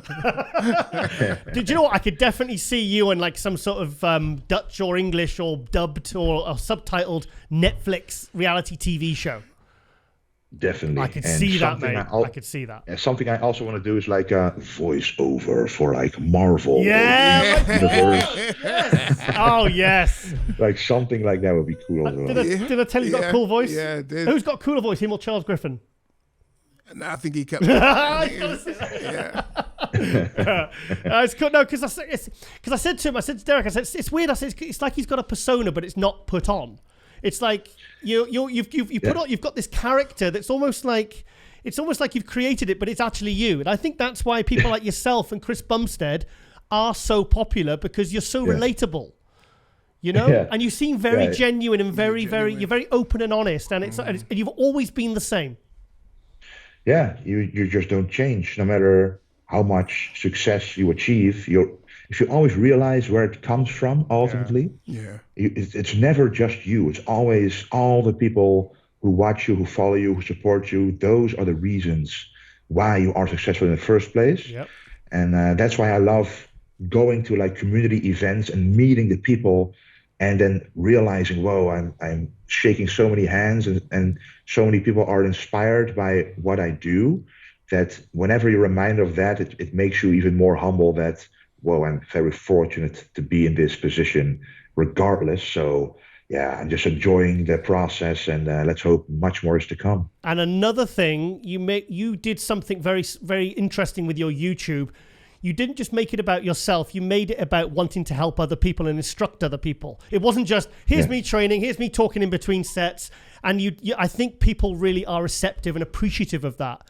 And I think that aside from your success as a bodybuilder and as, you know, with vintage clothing and everything, I felt like that has been a big part of your, you know, a good portion of your success, because you've literally said, I want to tell you how to train. And very few people actually really do that. If you actually analyze it, very few people do that nowadays, pros. Yeah, you're right. Now that you say it, that's true. I think I didn't even think about that, but it's because that's who I am. It comes natural to me. Good content. Good content. Yeah, I'm not even like another example would be, I know I look like this, but I never purposely try to show it for that reason. I always wear clothing that is just comfortable. Yeah, when it's hot, I wear a tank top, but when it's not hot, I wear an oversized t-shirt. So I don't do it to show off. Like, it's not my personality. It's always wanting to be kind to people and wanting to help people whenever I can. And I think, but it has to come natural. You can't fake it. You can't act it, because then you're never going to last very long. You always have to be yourself. And in that way, I'm sure that one way or another, you can be helpful to someone. And that's always what is most appreciated by people, when you're being selfless. And I think that's important. And it's not being done quite enough in this industry, maybe. Yeah. See, if I look like you, I'd be wearing trunks and flip-flops down the street every day, mate. Even in winter. Even in winter. So I'm the complete opposite of you. I'll be like, I'm just going to brave the cold, guys. I just need people to see how I look. So, Wesley,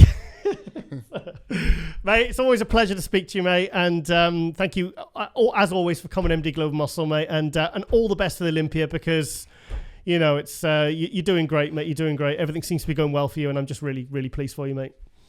Yeah, thank you very much. I appreciate that, and very much looking forward to the Olympia. Yeah, you can hear his voice, and I guess I'll wait for the Netflix series as well, because I will watch that. So see if you can have a chat with Arnold's guys, because he did that 3-parter. See if you can get. Yeah.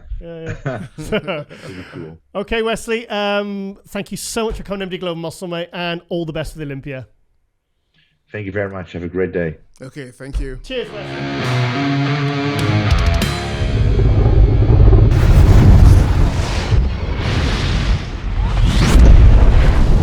Okay, guys, welcome to MD Global Muscle Season 5, Episode 49 of Hot News. Of course, with my main man in the house, Big Derrick Clarke. I'm here. You can hear me, and I'm in the hot seat again. But you can't see him. But you can't see me.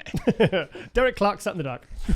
Right, Derrick, your training's going well?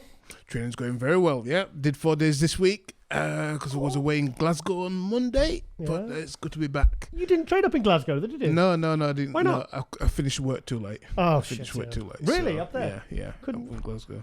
Oh, that's good. Oh, reminds me of just outside of Glasgow, there's a gym I photographed Steve Crichton. All right, yeah. Called the Hardcore Hellhole, the original one, not the one he opened. Yeah. And it was above a baker's, and there was like holes in the floor and the ceiling. You could see the baker and everything. There was a ripped up car seat next to the leg press. There was a bucket next to the leg press to be sick into. There was no one working there. You just had to leave £1 in a tin. Yeah. It was crazy. And there was like a ghetto blaster, which was chained so nobody could nick it.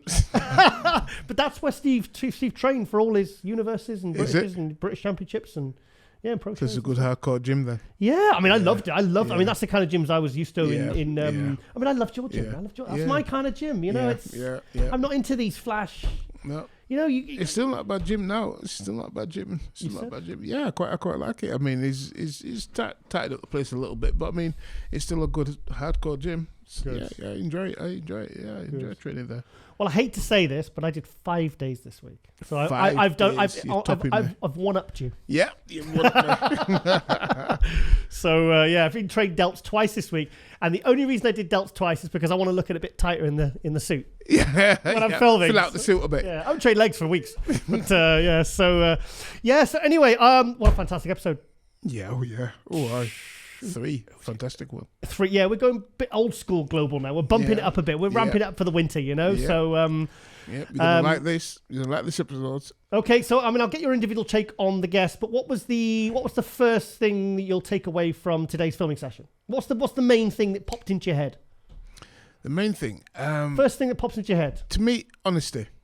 Oh, the honesty. Oh, not from anyone in particular, but overall. No, overall, I like the honesty of the guys today. It was good. It was good. They were genuine. Especially my last guy here, Wesley. He was very good. I like him. Do you see what I mean? Like a European. No, he's not. I mean, Arnold is European, but he's a bit of a Dutch Arnold. Yeah, he is. He came positive, and he says genuine. You know what I mean? And that's him.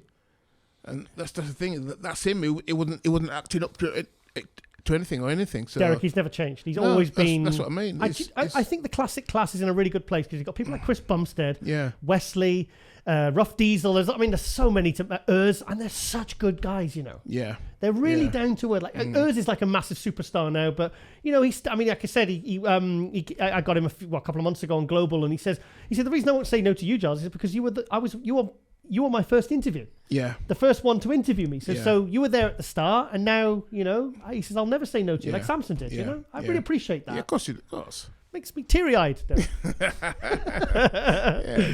So, and also, Lauren's trying to stop us going to Nando's. She's actually cooked us chicken. Oh, you know something? After last week, I'm looking forward to this chicken actually because it smelled lovely last week. Yeah, and she's done a good job. You got a good girl there, G. Well, she's over COVID this week. I know. Bit old. Talking of old school. Talking COVID. God, remember that? Do you remember that? Just about. Yeah. That honestly, she was really sick. I mean, we both tested because I tested and we slept in separate rooms all week.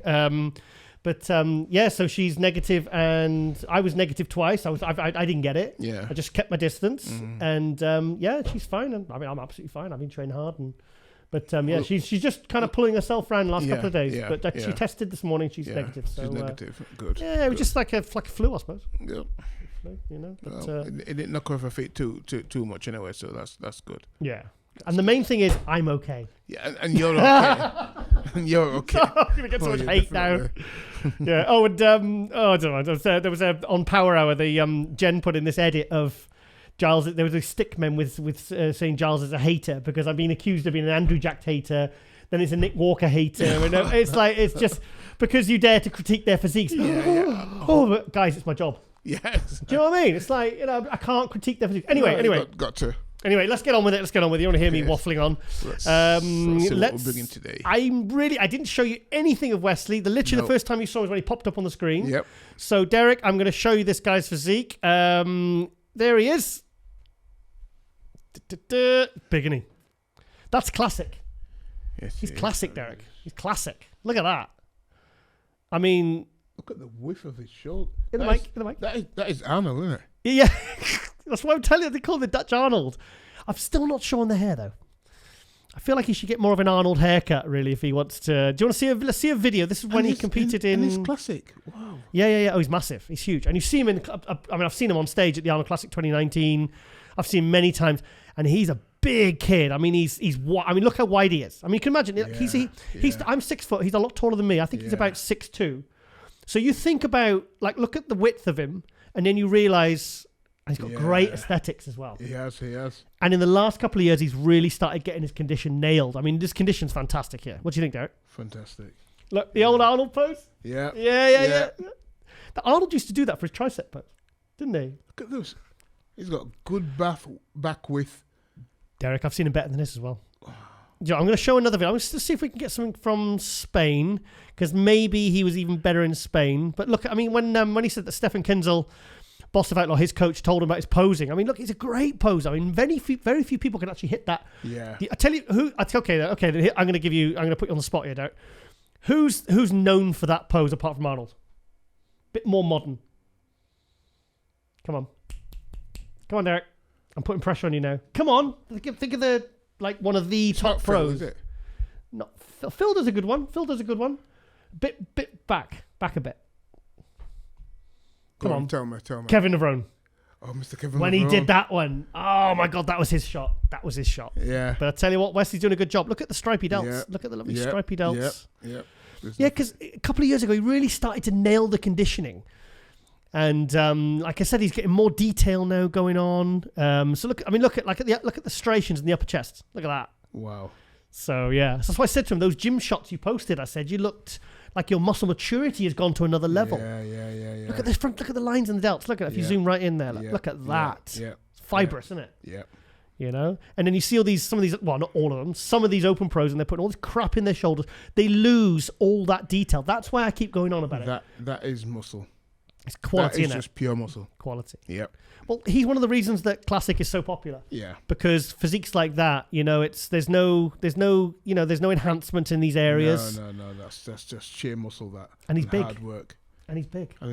Yeah, he's big. Look at that. That's awesome. When was the last time I saw? I'm trying to think the last time I saw that level of detail in that area. I mean, that's insane.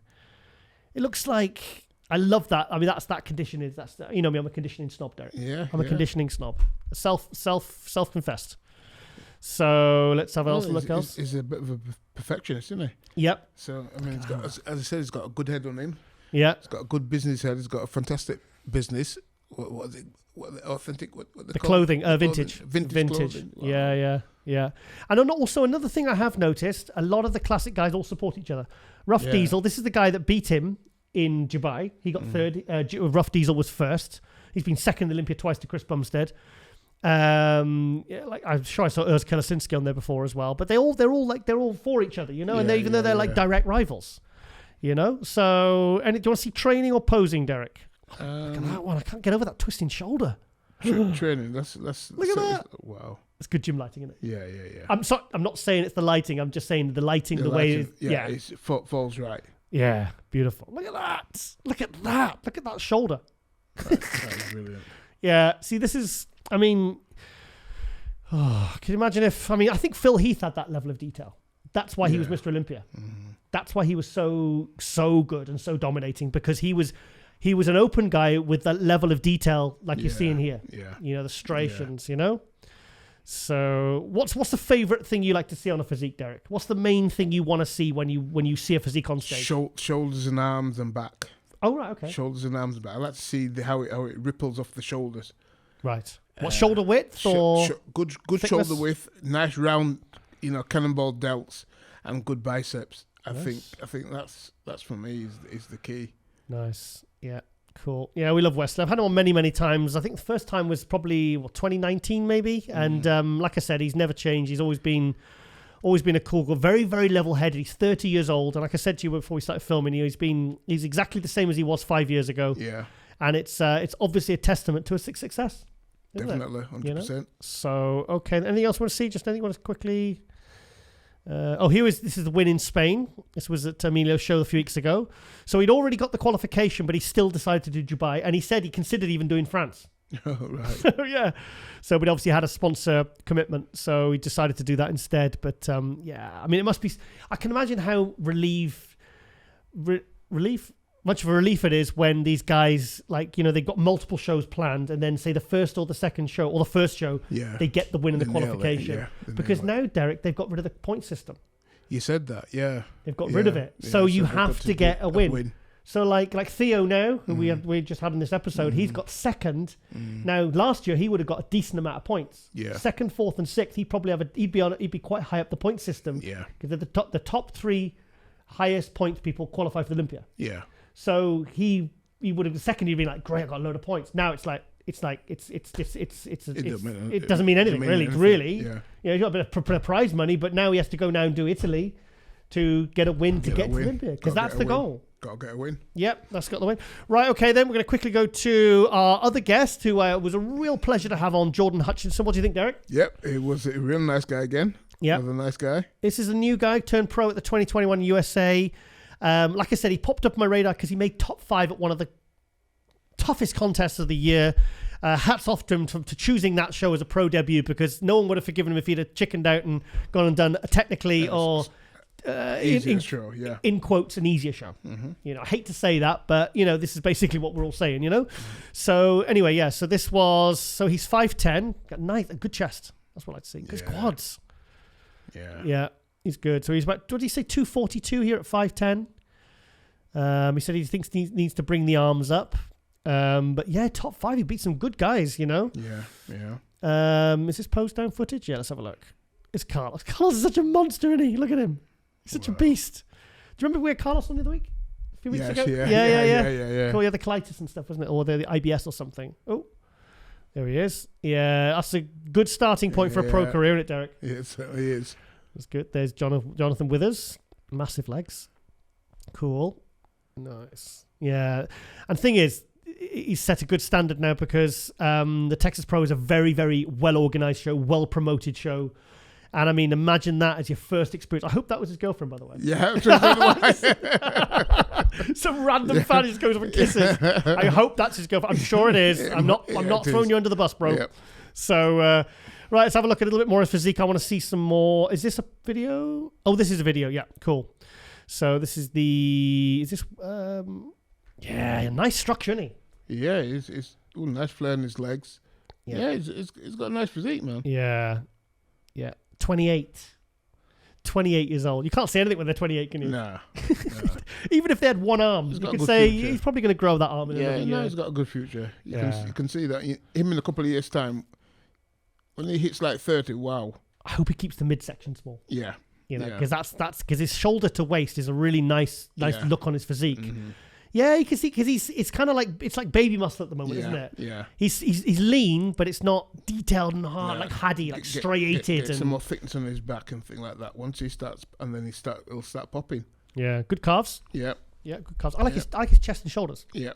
I think that gives when he walks on, it gives a good look, you know? Yeah. The arms aren't that bad. No, it's not too bad. I wouldn't say they're a weakness. I mean, everything needs, you know, like imagine him like next year, another 5-10 pounds bigger. Well, this is it. Yeah. This is it, yeah. And mate, he's going to explode when he gets to Dallas. Yeah, he is. You know, when he gets to Texas and when he's in that environment and he's not the only bodybuilder in a small town and he's out there with Gasp and all the encouragement and all the motivation from the other guys. That great team Gasp. Sean Clarida, you know, can I train legs with you on Saturday? Yeah, come on then, you know. And it's like he's just going to be on fire, that guy. So I really like it when guys, you know, uproot themselves and move. Like Nick Walker's moved to Vegas. Sean Clarida moved to Texas from Florida. Derrick Lunsford's, I think he's always been from Florida. But, you know, when these guys do, they really seem to flourish because more opportunities come, more sponsors. Building a great network out there. The network of support, what they get is getting around him is phenomenal. Yeah. I mean, this is, you know, we all love Gasp. Oh, I love Gas. I love them. They're such good people. They're just such good people, you know? They just... The stories what I hear about, what the MD's done for, helping others and things like that. It's phenomenal. Derrick, I could message Michael now, and he would respond in half an hour. That's what I mean. He's the same with everyone. He makes everyone feel like, and that's a CEO of a major company. Major company. That's a big company. Yeah. And if you weren't over there, he'd spend time with you. That's what I mean. He makes time for everyone. I've just heard about just positive things I've heard about him. Yeah. Was it something, wasn't it, when he was telling me he was stuck in the airport? Oh no, that's Hostile. That's Fuad. See, that's another good company. Yeah. You know what I mean? There's another good example of another good company. But it's not just you're not just like a technically employee or whatever you want to call it, a sponsored athlete. Like you're a friend and they'll do things for you. But that's nice to hear stuff like that. Yeah, even the stinky fish challenge. They'll even put you through that. Oh, Derrick. I mean, I the only equivalent I could think of is like sitting you down with a load of stinky vegetables. Yeah. Well, I wouldn't eat veg. Or Derrick, you wouldn't even eat nice vegetables. I wouldn't even eat nice vegetables. No, I wouldn't. Just a sprig of broccoli. Derrick goes running to the hills, screaming his head off. Get away from me. Jordan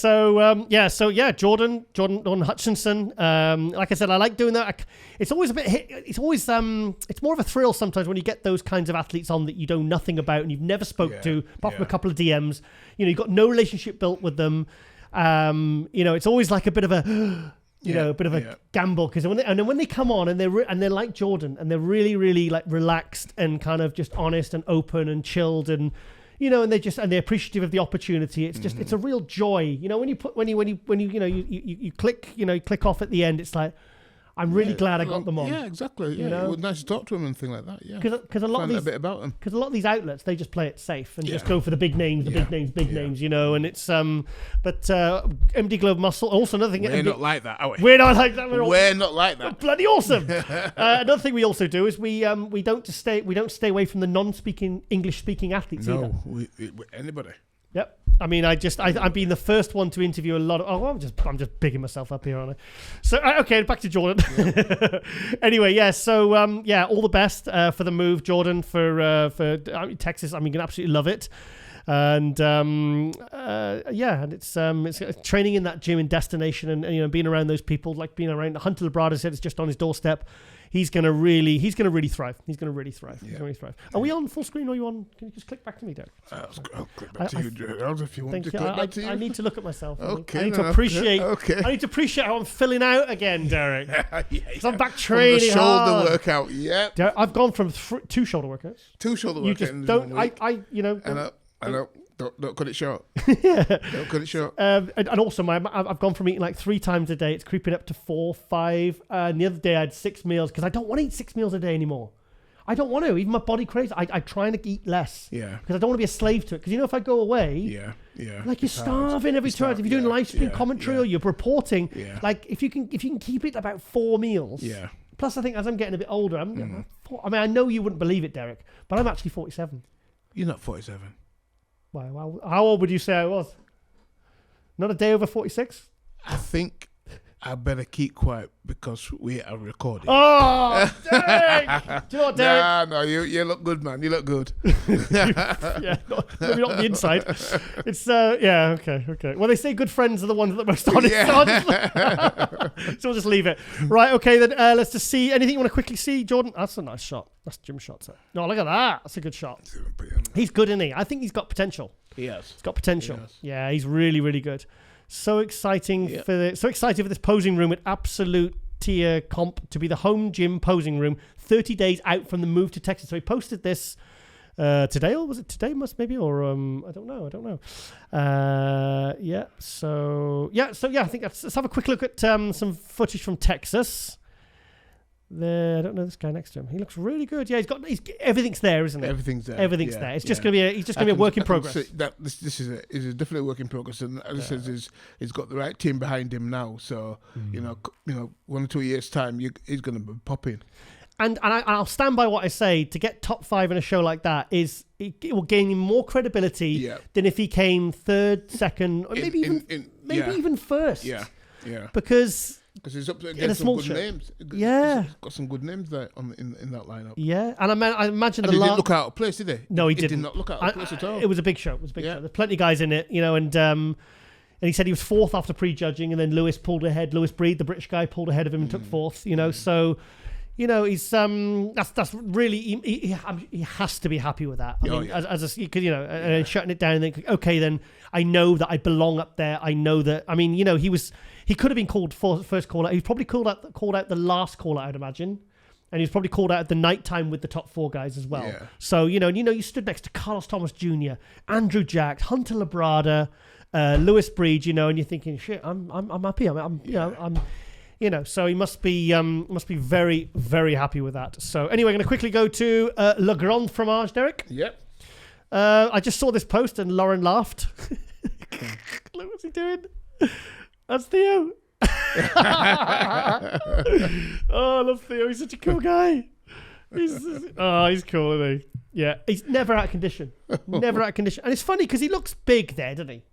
Yeah. He looks big, but Derrick, when you see him next to the other big guys, he's an absolute monster. I mean, he's a big dude. He's not small. Yeah. I mean, look at if you squint. I mean, I wouldn't say he looks quite men's physique or classic, but like he doesn't look huge. But when you see him, I've seen him at the Puerto Rico Pro. Was it last year or the year before? Yeah.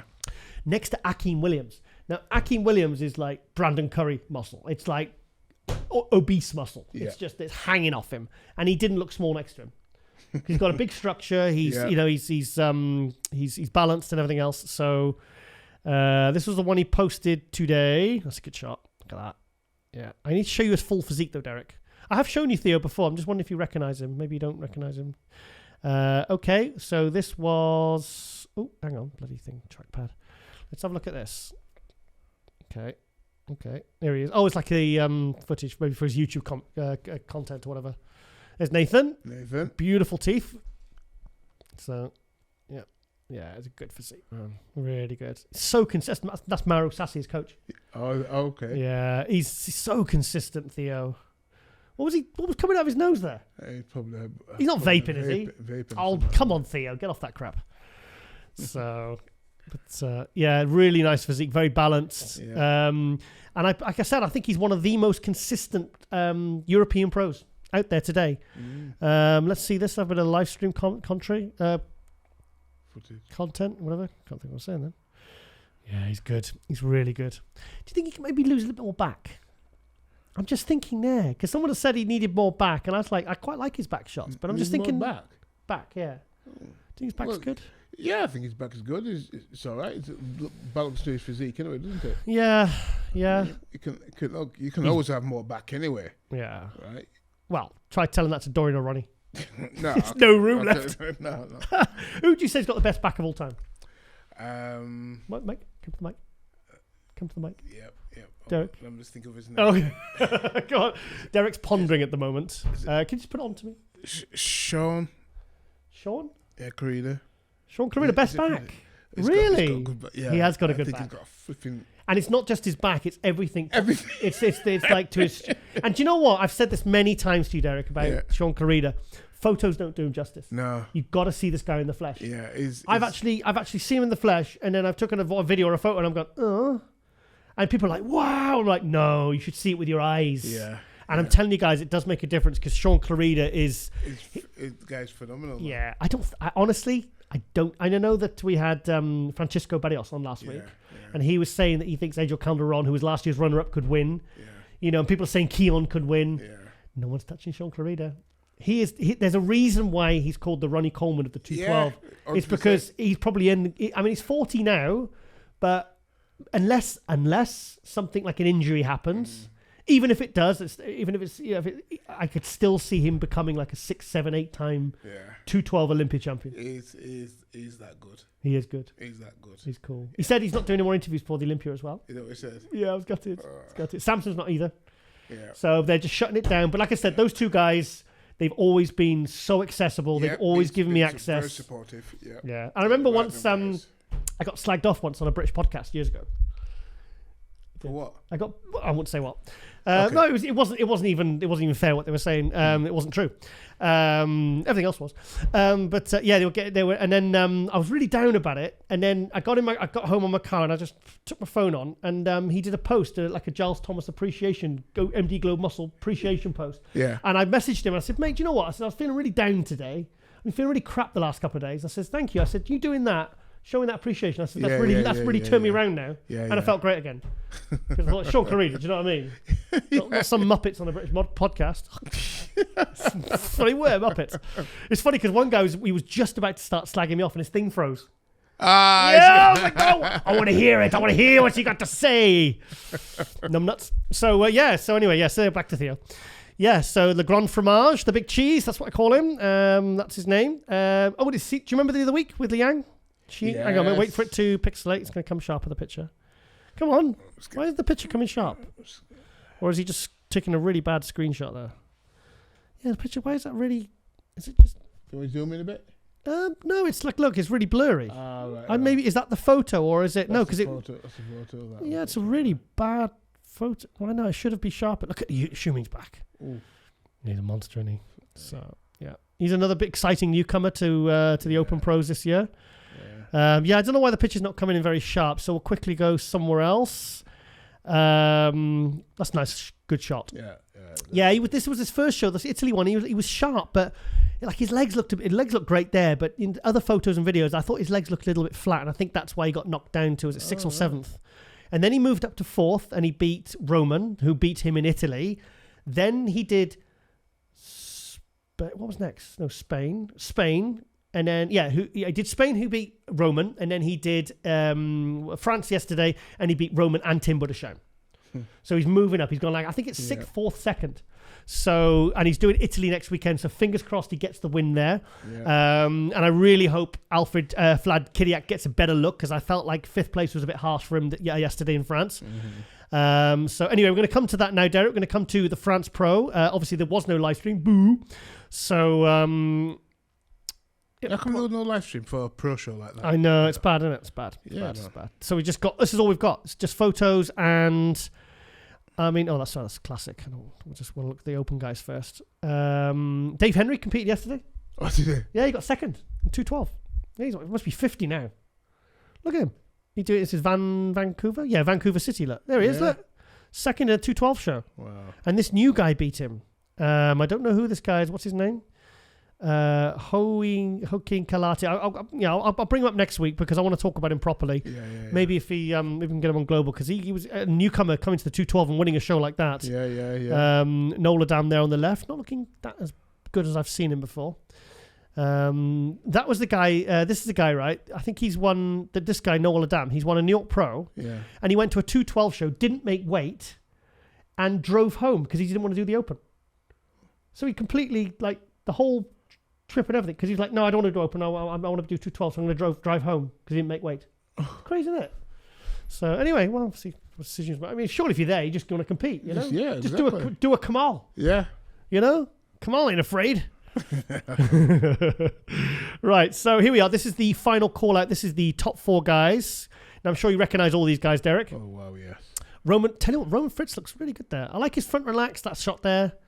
He's got nice structure. He's got nice V shape, isn't he? He is. Roman, this guy. Yeah. Yeah. All his fans think he should win every show, though. I don't get it. And he is good. I should take that back. It's good, but absolutely. But and also, Derrick, I mean, Nathan is like a 260. Was he a 260 guy? Yeah. You know, and I mean, Theo doesn't look small there, does he? No, he didn't. But look at Tim. Tim did it again. He didn't put enough tan on. Remember, he did this for he did this in Italy. No, was it Spain? I wonder why he's doing that though. Yeah, but that's That's twice in a row he's done that now. Because he looks. I mean, he would look so much better with more colour. Yeah, 100%, am I correct? 100%. A darker tan. Yeah, he's a darker tan, man, to show them lines and things. He's grainy. I mean, look at Roman and Theo's tan. Looks perfect. Yeah. So Nathan won his 11th pro show. And it does look a lot better there, doesn't it? It looks a lot tighter. Which one, Nathan? Yeah. He does look good. Yeah, he made sure this time, didn't he? Yeah. Thing is, I mean, there's Italy next weekend. Do you think Nathan will jump in? Theo thinks he might. And Derrick, I've heard a rumour, I won't say who from, that he's doing Prague. Now, Prague is before the Olympia, but it's a qualifier for next year's Olympia. All right. So it's getting early. Yeah, there's shows like Romania I think Romania's just after the Olympia. Yeah. The week after. I'm sure it's the week after. But it's a qualifier for next year. Right. So like Legion Sports in Reno, Nevada is the last American qualifier. That's what Charles Griffin's doing. We'll be talking about that next week. Yeah. So Italy's the last chance. So do you think Nathan's going to spoil dreams? Because thing is, like if Theo wins next week, or if Nathan shows up and beats him, then Theo's not getting to the Olympia. No. Do you think they should change the rules? Like if someone gets 2 wins, if they win again, and the guy gets second, like say in this instance, the guy in second should come. Yeah, should get an invite. You mean? Like in France, they say right, okay, then Nathan Dash already has qualification, even though he's won this show. Yeah. The second place, he's been to the Olympia. He's had multiple. He's obviously good enough to be at the Olympia. Yeah. Do you think they should? Look at what they're doing. Nice. Nathan and Theo. 2 real characters of the sport there, Derrick. Yeah, I love them. Cool guys. Cool. Yeah. So like I said, it shows you the standard, the British, the European guys. That's 4 European guys there. Champions. Germany, England, UK, and France. So let's have a quick look at... let's have a quick look. There's Nathan. Let's have a look at Nathan. Tell me what you think, Derrick. Okay. What do you think? Crazy structure, isn't he? Yeah. What do you think? Do you think he looked better the first one or because I still like Italy, the first Italy show when he won that. I still feel like that was his best condition, but then the lighting was better. Yeah. Spain, I don't think he was as sharp, but he says he was. But what do you think? See, it's hard to say now because I don't think the lighting's particularly good on this one anyway. Right. Yeah. Okay. But I mean, what's that tear on his lat? Is that a tear on his lats there? Oh, I don't want to start pointing things out. I'll get hate. Is he? No, it looks right there. It looks fine. Right there. Yeah, it looks fine. There's some nice lines there. Yeah. I still like Italy the best. I don't... Yeah. I think they tried to bring him in fuller for Spain and France. But for me, like his abs were like more chiseled and his legs were more detailed in Italy. I mean, it doesn't matter because he's won, so he's got the first prize. But I think Italy was my favourite look. But then again, like I said, it might have been better lighting. When I saw the backstage video he posted, he looked absolutely fantastic. Yeah. But So what do you think? Yeah. Yeah, and he says he's doing the Olympia. A lot of people says he can't. He won't be, but he says he is. So he's going to go.